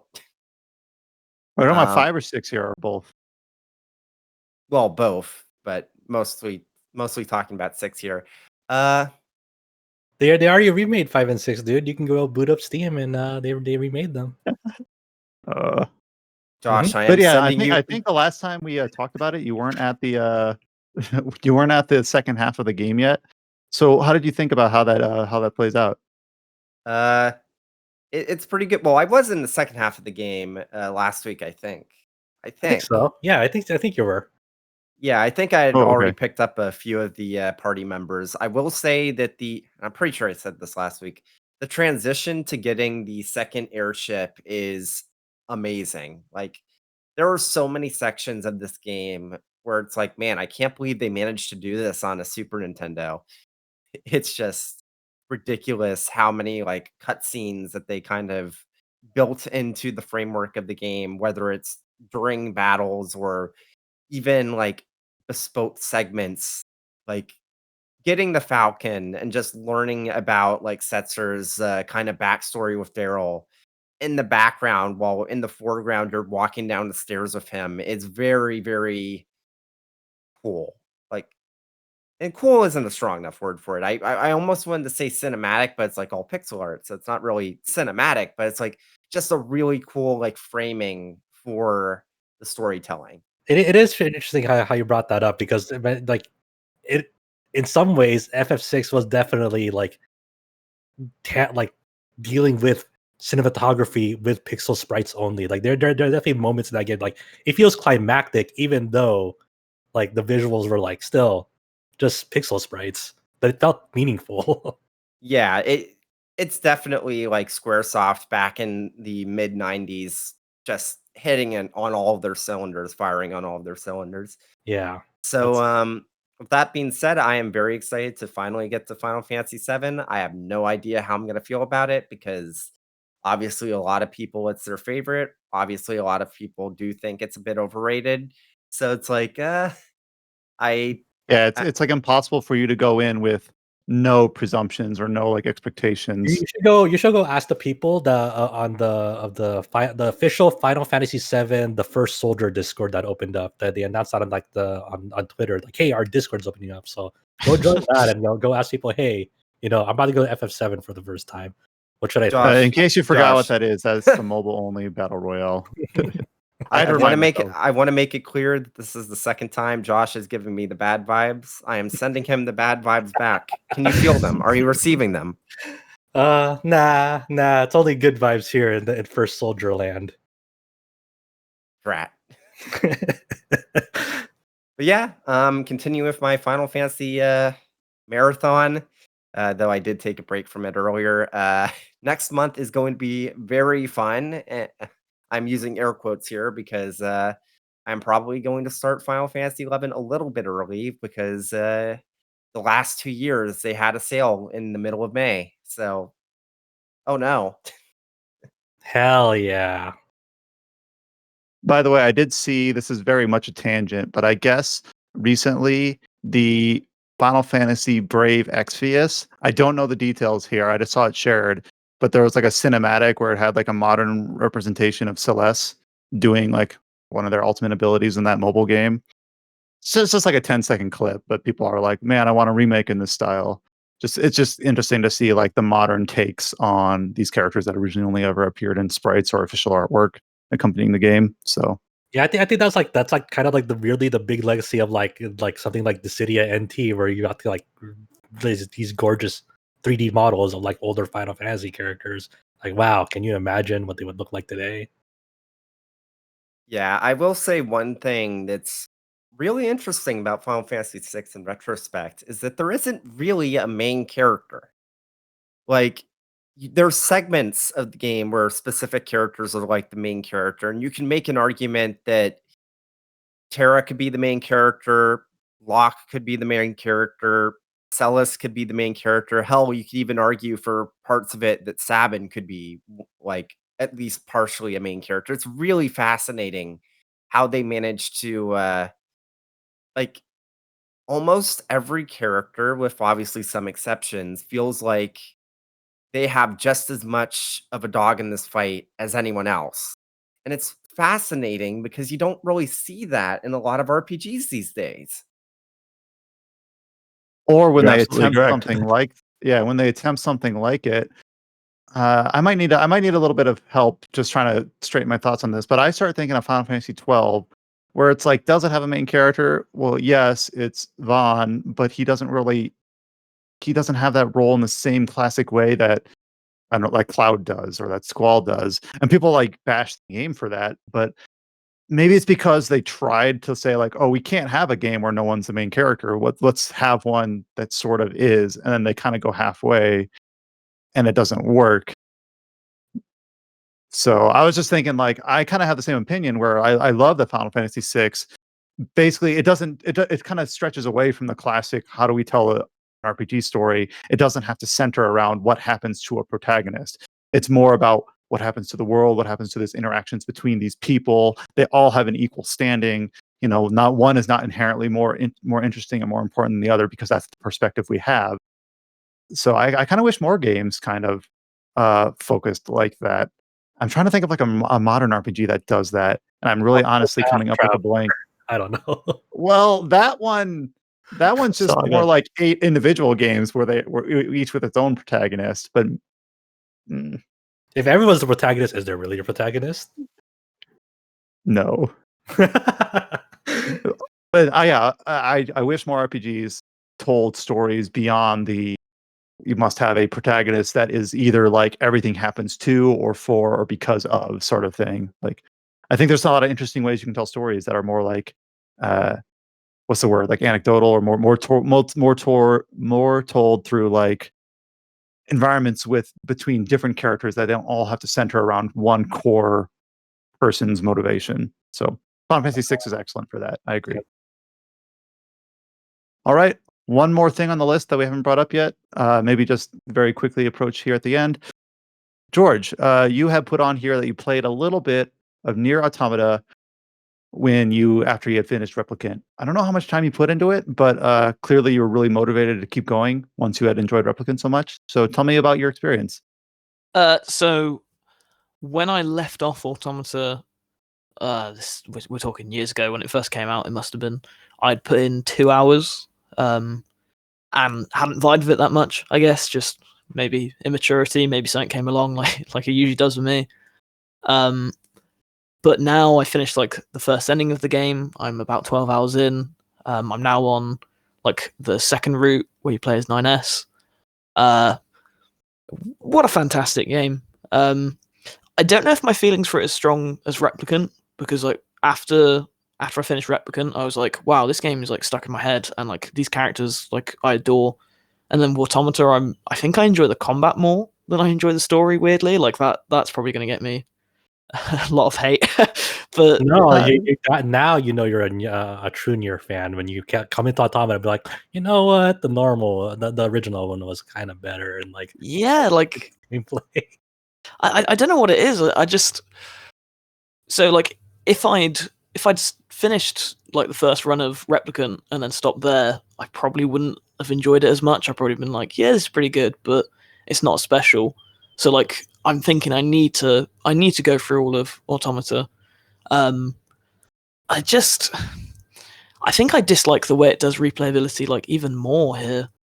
Like I don't know, I don't really like playing as 9S that much. And Automata's a lot shorter, so like that's good. That's fine. Like I can probably run through it in like 6 hours, but like if it's 6 hours I'm not enjoying that much, it's it feels a bit forced. So I don't know.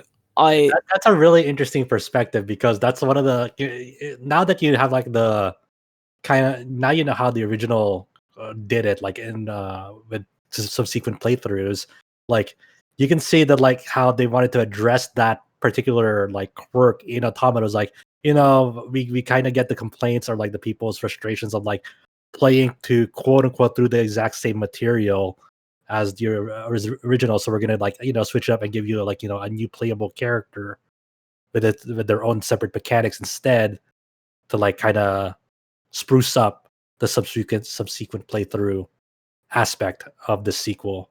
Mm.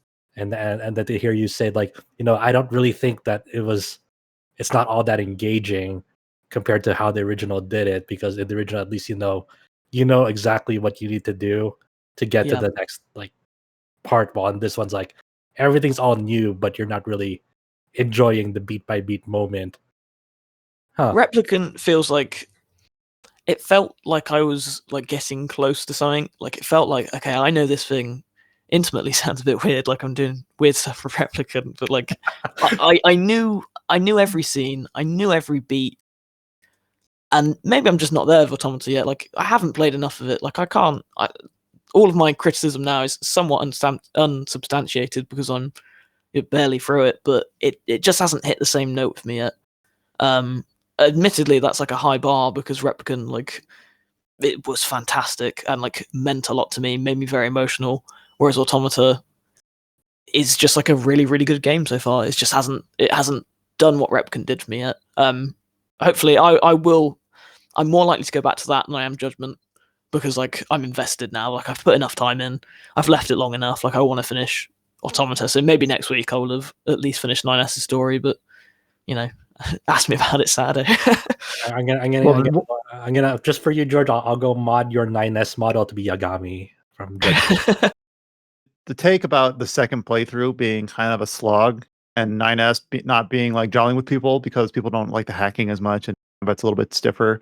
That's very. I'm like feel like I'm playing pulled back to like 3-4 years ago when that released, because that was very common. Just like it sounds a little bit like snobby, but just push through it, man. It's worth it. And I'm not a person that like adores Automata. I think it's really good, but not like the next level experience that some people had. But definitely like it's worth it for Route C and beyond. So just I know 9S's playthrough is not inherently interesting on its own, but it's worth it. Just trust me. I feel like I'm the crazy person, because like I kind of like playing through 9S, because almost every single track in Automata has like a chiptune version. Yep. Oh, yeah, that's cool. Yeah. Yeah, to like accommodate his hacking mini game of that. And I was like, this is like I treated it as I was like, let me see how many of these variants. I want to hear all the variants of every single like major like environment in this game, and that's how I treated 9S's route. All right. Well, it's a good thing that we've gotten about an hour, nearly 2 hours, in out of the first section, because there's not a lot on the terms of like news discussion topics from the last 7 days. And the theme of this is mostly going to be some sales milestones. I guess a lot of like fiscal years rolled over. We had a lot of like fiscal year 20 wrap ups or whatever from different places. So we'll go through that. We'll see where the natural breathing points are for those discussions. A few things that were announced. We got a couple different older games coming to newer systems announced through different means.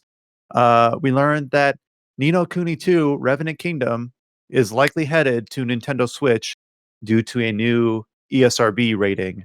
So that's exciting, I guess. I'm gonna be honest, I thought it was already on the Switch. I still don't know. Like, I still don't know how Zach thought that deserved a 9 out of 10. I just This is retroactively just. Here's your chance to review the Switch version and give it its. Well, I feel bad because I don't want to bag on this game because I've never played it, but now What it'll be did you think? available on Switch. Just like I always thought, especially the first Ni no Kuni was like really, really well regarded. Like it's 2 not that good. I didn't enjoy it as much as 1, to be honest. For me it was kind of like I think the thing that really broke me on that game is like, oh cool, they brought like town building back. Oh man, it's really fucking bare bones and boring. The thing that gets me about Ni no Kuni 2 is that it has this amazing first cutscene that really sets things up to be a really interesting story, and then immediately drops it and doesn't do anything with it. The most memorable part about that game is the opening cutscene. Straight up, I can't. Like the only. Okay. So George, since this is the opening cutscene, like literally the first 5 minutes, I'm not going to count this as a spoiler. No, Oh yeah, go for it. So basically, the beginning of the plot has you, the main character, the president of the United States, watching What? the country get nuked and getting transported to the Ni no Kuni universe and becoming the advisor to the prince of this kingdom.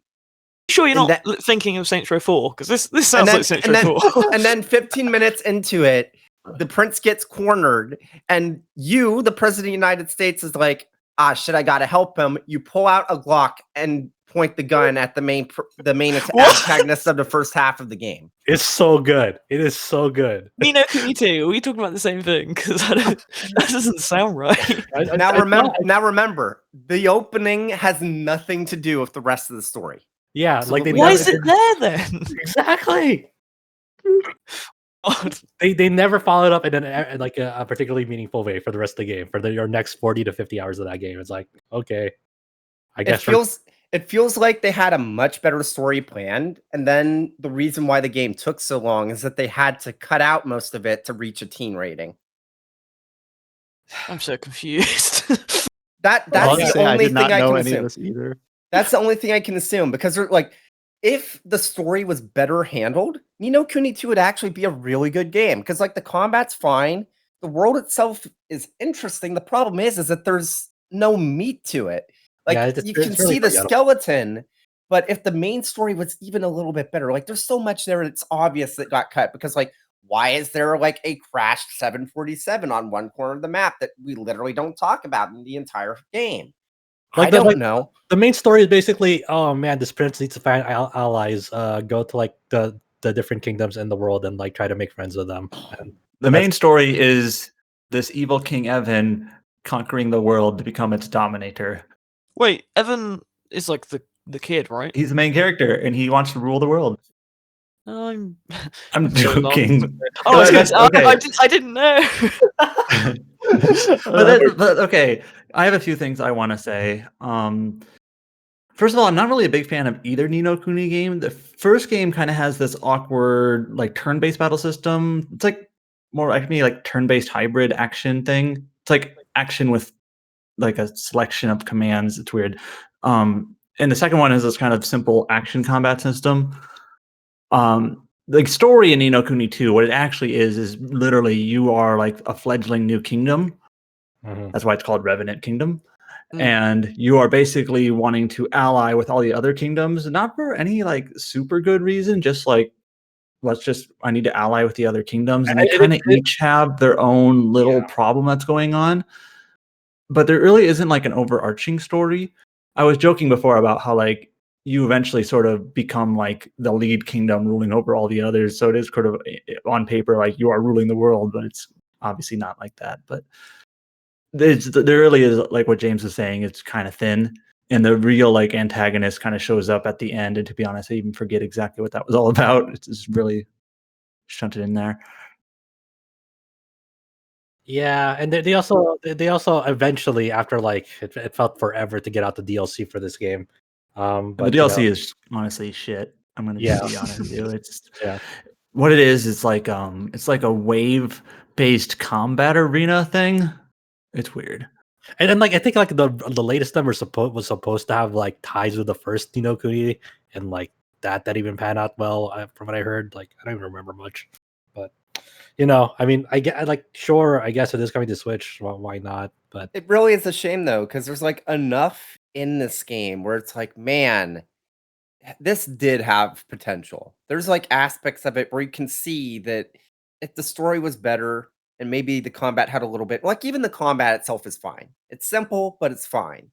But man, if the story was just handled a little bit better, if it was a little bit more cohesive, it would be a legitimately great RPG. You just have to get the fucking gun throughout the whole game. Then it also has a common trait or I should say a trait common to level 5 games, which is what I call the kitchen sink approach, where they just throw so many different mechanics into the game that don't like gel or mesh together well at all. This is like common to almost every single level 5 game. Do you remember that Kuni 2 thing where they tried to do like a strategy game over section? There's the regular combat, there's the strategy game built in, there's the town building aspect. It's just like, okay. But even the town building was like you just like there's like elements of each of every one of those that like as you were getting at, like they put in so much stuff that like none of them really gets fleshed out the way that you wanted to, or feels rewarding. It's just like there's stuff here. It's like surface level. Okay, this is serviceable, I guess. But then they don't really get any deeper than that because they're doing quantity over quality essentially.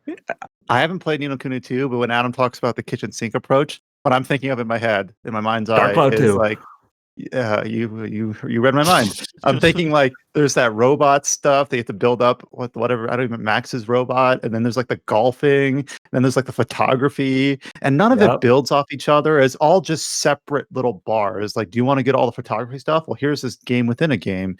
And do you want to do all the golfing stuff? Well, here's this game within a game. And maybe in a very few places you get an item that you could like equip or something, but it just felt very much kitchen sinky. So that's what I'm thinking of when you describe Ni no Kuni 2 that way. But so yeah, it's coming to Switch. I guess that's what we launched this conversation from. This is all very timely though, because that Ni no Kuni mobile game is gonna come out soon. It's already you can already pre-register for it in Japan or something. So it's all building up hype for that, right? I was actually just looking up Dark Cloud 2 and I totally forgot that Monica can also transform into different monsters. Remember that? Jeez. No. There's so much like kitchen sink. Anyway, sorry. Another game coming to a new system, new console, is Dragon Quest Builders 2. It was originally leaked through like a Microsoft Store page listing, and then very soon thereafter confirmed through a tweet that Dragon Quest Builders 2 is coming to Xbox One and Xbox Game Pass on May 3rd. It originally released at least in the West, in 2019, first on PlayStation and then later on PC. So a game that I think generally people are a lot more fond of. It actually made it into our top 5 releases for that year. I think James actually thinks pretty highly of this, so it's coming to Xbox, I guess. Exciting for Xbox owners. It's pretty wasn't good. already on Xbox. What? Nope, it was PC later before. Sorry, PlayStation 4 and Switch, and then PC like soon thereafter, a few months later, like December instead of July. Outside of like the one really weird part about that game, this game's really good. Do I want to ask for like elucidation on that? Man, I don't want to like it. Kind of Dragon Quest Builders 2 is an almost perfect game if it didn't have that forced stealth segment. It did have that forced stealth segment, and also that that weird was it the second or third where they kind of creep on the girl? Yeah, like what? Yeah, like there's this whole section about the game. It's like, is this? Can I let my kids play this, or I don't know. I forget what it is exactly, but there's some like girl that's like a village is raising, and like some of the attitudes towards her, and she's like young, is kind of weird. Like, basically, in the second island, there's a girl that's she's basically like the one kid that's left over at this town, so everyone dotes on her, and they don't want her to become a dancer like her mom was, because it's like, no, you don't have to. And she decides, oh no, I'm going to be a bunny girl. Okay. The game is good. Trust us. It was a weird small section of that game. It's like I guess.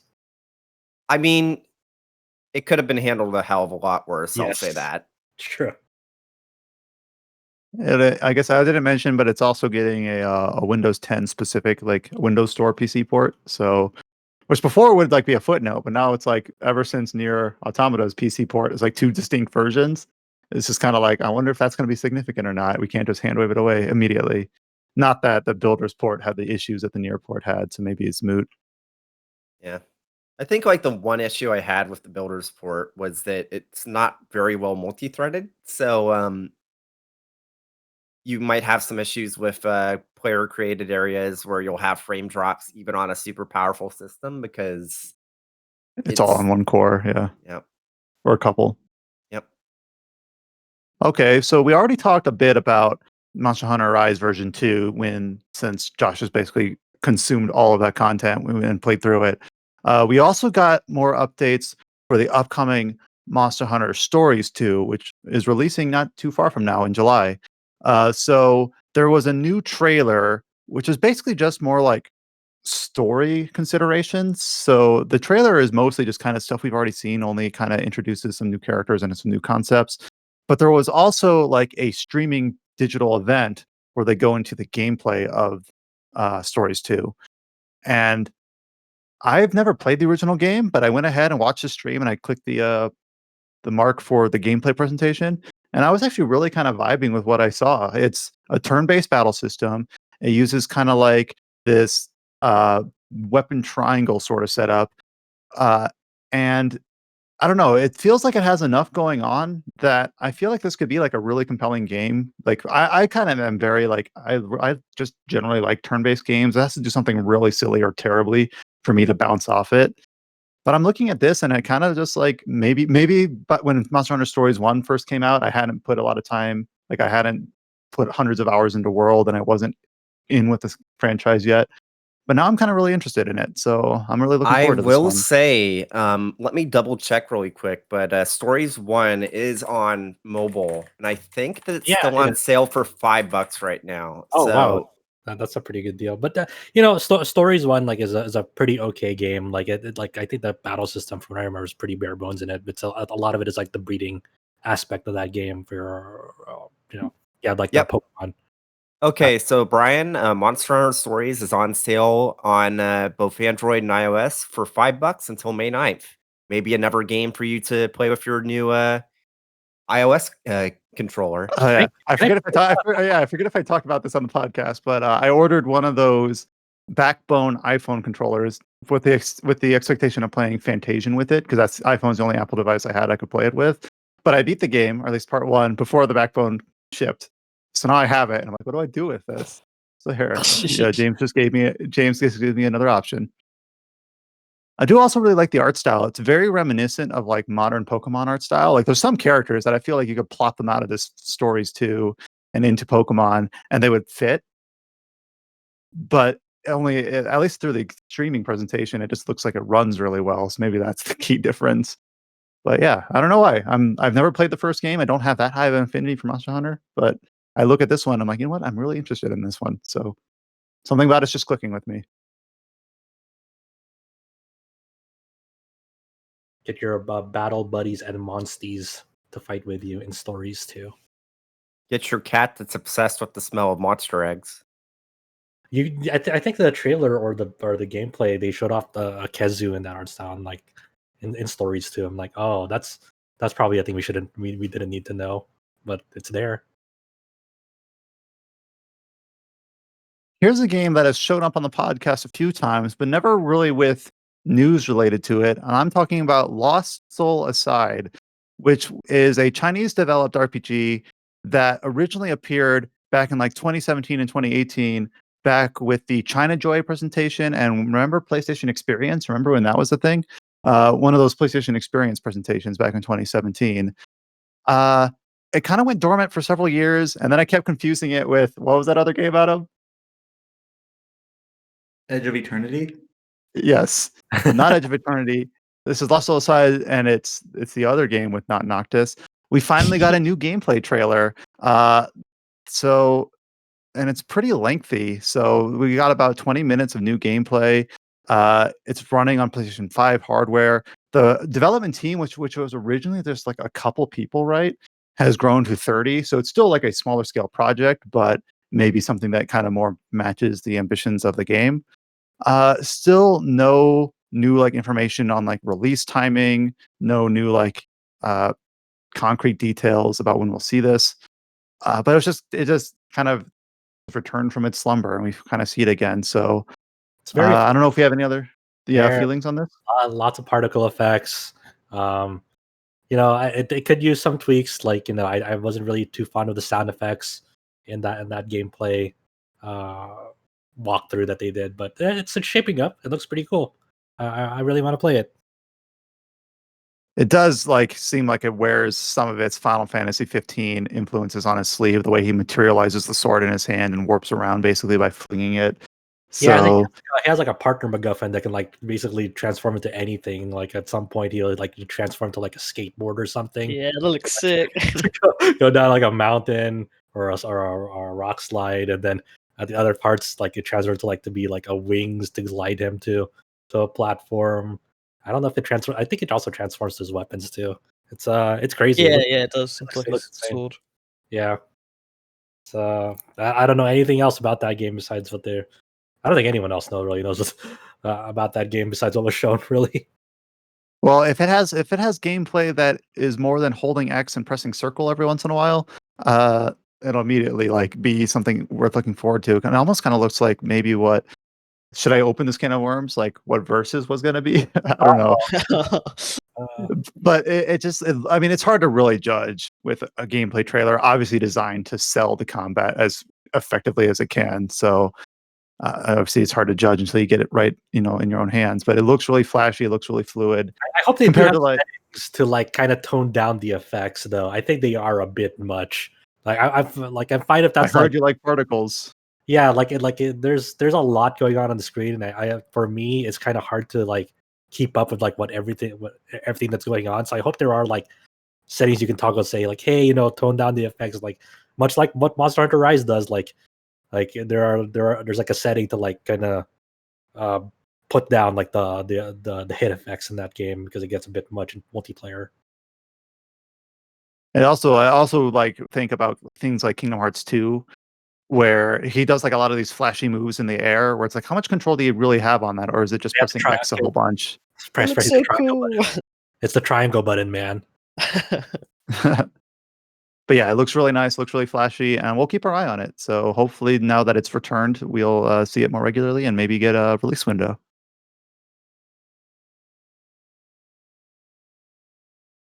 This next game that I put on here was something that I put on basically kind of for myself.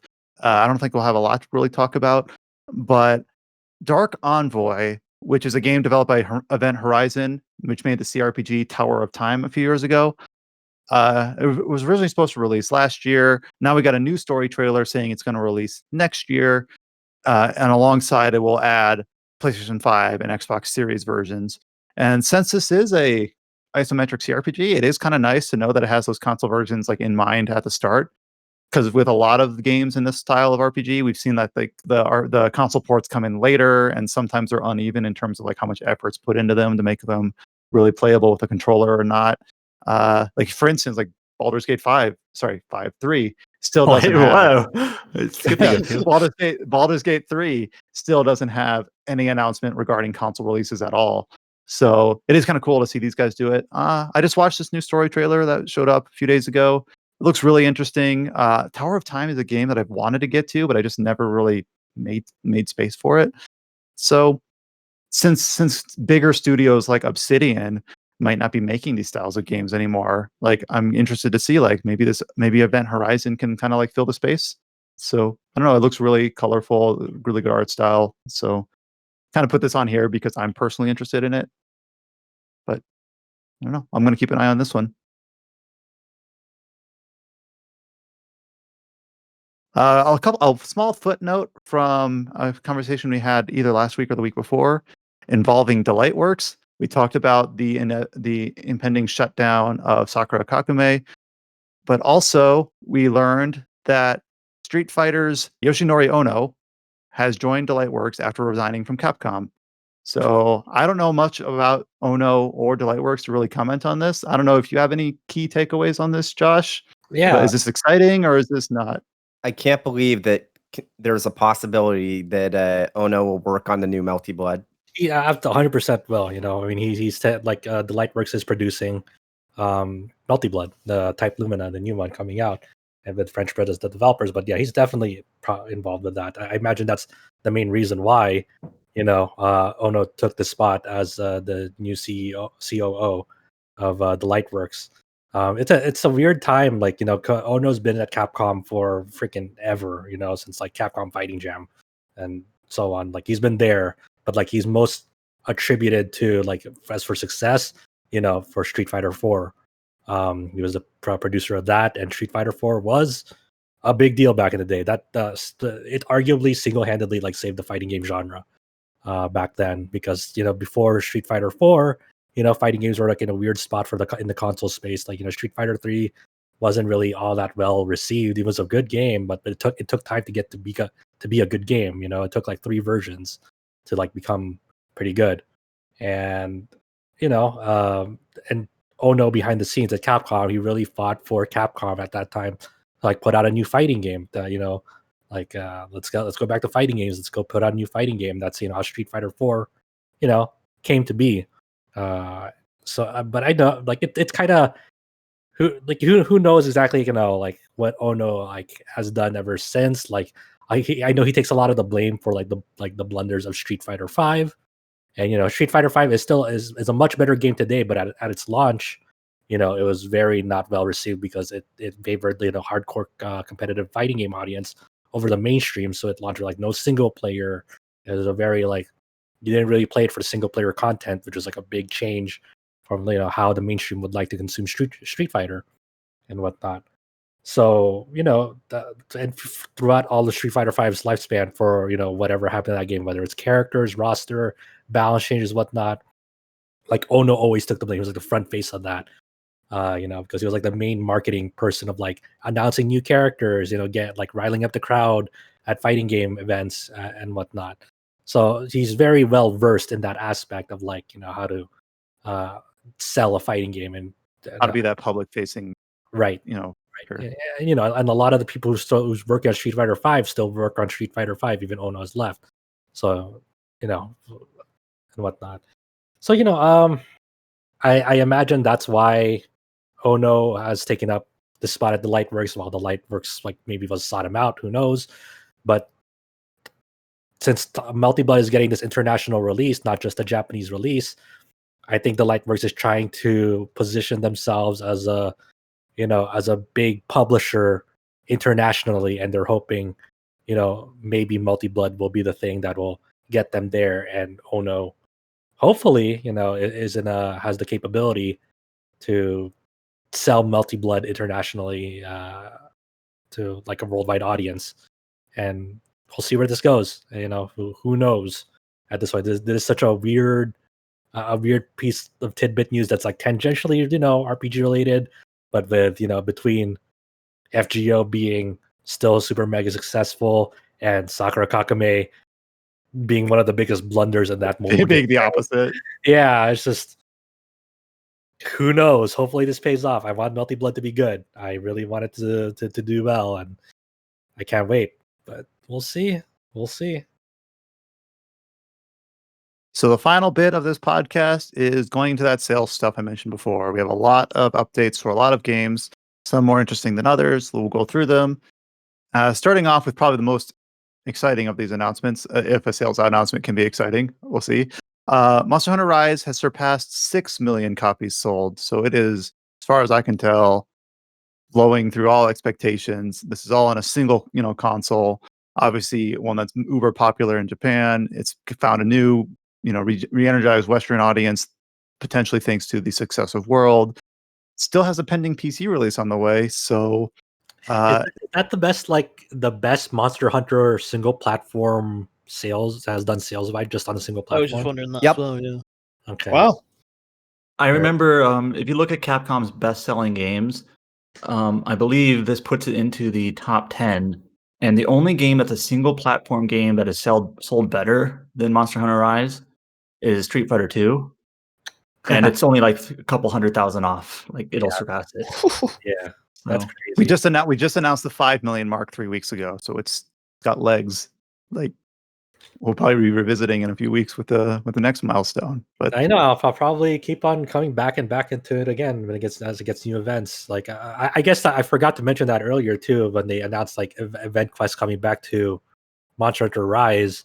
Unlike World, which did like limited time event quests, like you'll have like 2 weeks or a month to do this quest.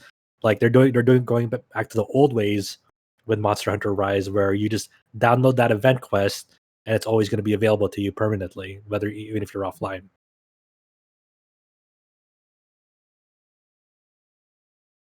We also got an announcement from Koei Tecmo about some of their milestones. Hyrule Warriors: Age of Calamity has hit 3.7 million copies, and Atelier Ryza 2 has sold 360,000 copies. So I think that this basically means that Ryza 1 and 2 now have combined for 1 million total sales. Or actually, they did that last month.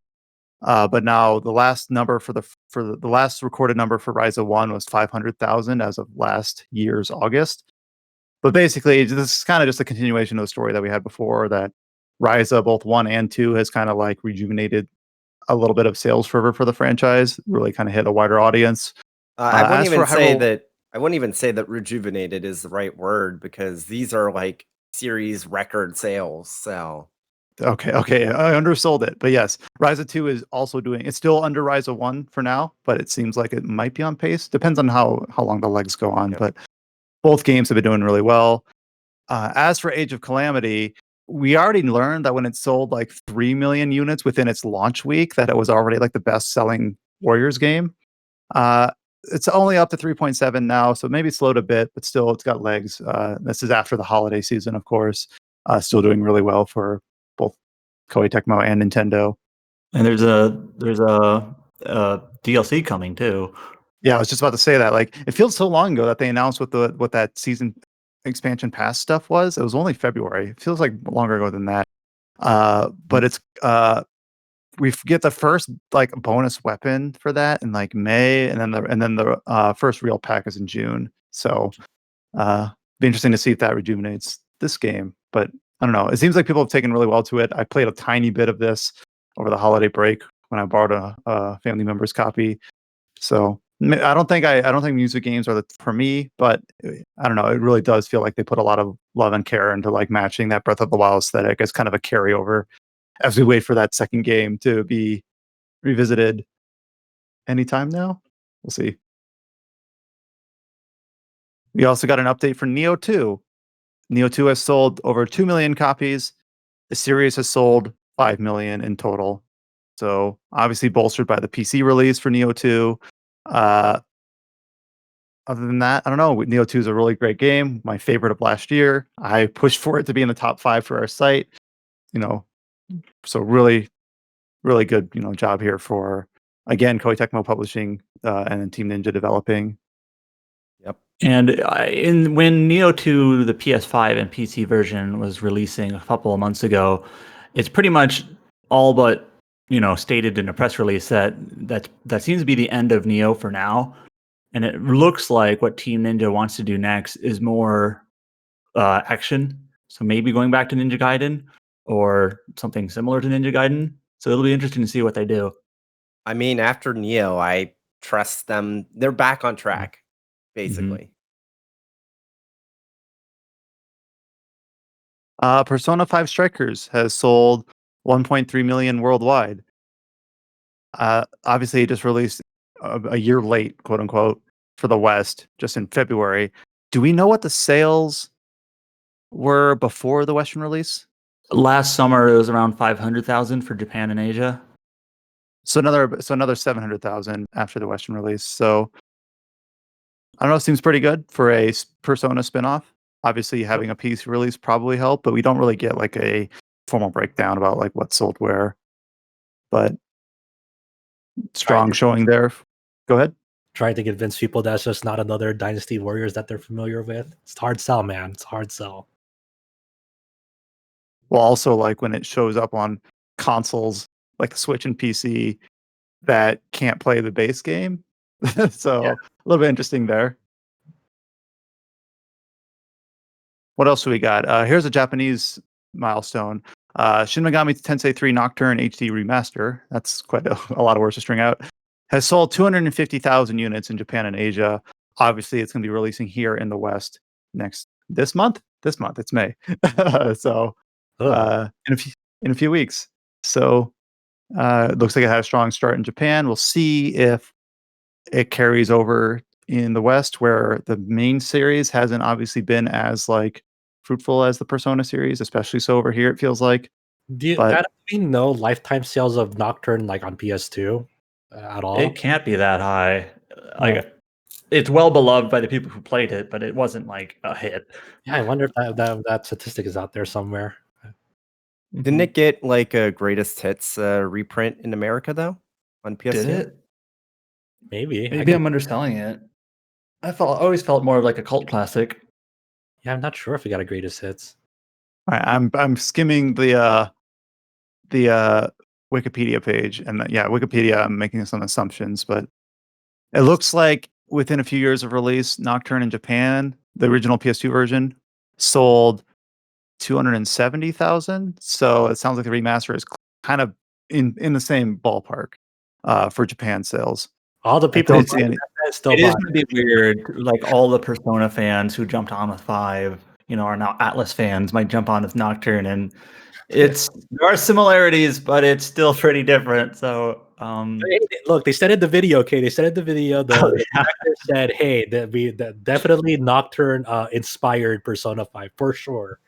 yes, 100%. Like that is absolutely. That is. I can't even finish this thought. Oh, I love that video. And finally, Record of Lotus War, Deedlit and Wonder Labyrinth, which exited early access just a few weeks ago or a month ago, has sold 100,000 copies. So pretty good for another smaller. Yeah, for that. For smaller scale indie game on a property that's kind of niche. So pretty strong showing there. And that's it for the sales rundown. So basically, when people are locked inside, they tend to buy video games. It seems like. What? No. So expect now that things are slowly returning to normal, these are going to fall off a cliff, right? Hopefully not. That's it. Video games enter another dark era. Yeah, I know a lot of that was very clerical, but the most interesting one in there is just how I think we all kind of expected Rise to be successful, but I think it's like even when you have that expectation and it's still like doing better than you thought, just really kind of marveling at what they've done. I'm still at like the stupid point where like, and I don't think I'll ever get over this because of games like GTA 5 that are just like, hey, this sold 5 bajillion, like 6 million is a massive number and a really big accomplishment, but it still doesn't register in my head. It's only when it gets to like Animal Crossing levels, I'm like, oh wow, this game's doing quite well. Mm-hmm. Well, also I saw some people. I should probably substantiate this a little more. I saw Jason Schreier of Bloomberg tweeting out a few stories today. I forget if it actually had a Bloomberg article on the Cyberpunk 13 million that we talked about last week or the week before. How in the eyes of some analysts, how that was actually like under expectations for that game because the tail of that has fallen off a cliff. What Probably is not Witcher surprising. sales at? Let me check. 13. It's probably mentioned in that fiscal year 20 report. But obviously, when Cyberpunk you can't even buy on PlayStation Store still, and like the negative word of mouth seems to have cratered the sales. It's just weird how we can talk about like, yeah, 6 million, great job, blowing, and then 13 million in another breath is just nothing. It's just peanuts. It's a flop. Remember that Tomb Raider reboot like sold like 10 million, and Square Enix was like, nah. I think wasn't it more like 5. Or well, yeah, was it 5? I forgot, but yeah, it's when the numbers get big enough, you like start forgetting. Anyways, The Witcher 3, as of last summer, had an estimated 28 million sold. Jeez. So, yeah, it's ridiculous. But unlike Cyberpunk, Witcher 3 had sterling critical and user reviews, tons of good word of mouth, and a Netflix series. Yes, yeah, and that's that. Yeah. Well, isn't there like a Cyberpunk anime coming? yeah, Cyberpunk anime. Not anymore. I forgot about that. I forgot about that too until you mentioned it. Like, oh yeah, well, maybe that's neat. I don't know. All right. Well, thanks for sticking with us as we went through this kind of weird week of grab bag news and some non-RPGs that got us to play our PS5s again. But we will be back next week, as we seemingly always are. You can read some of the articles that we talked about, such as our glowing poison control review up on the site at rpgsite.net. If you click the link at the top of the page, you can go to our Discord channel where We talk about NieR and Monster Hunter and all sorts of things. We do have a YouTube channel where all of these podcasts get uploaded to at YouTube/RPGSiteNet. We also are on Twitter, Facebook, and Instagram at RPGSite or at RPGSiteNet. But besides that, take care, stay safe, and we'll talk to you next week. And watch Ni no Kuni 2's opening cutscene.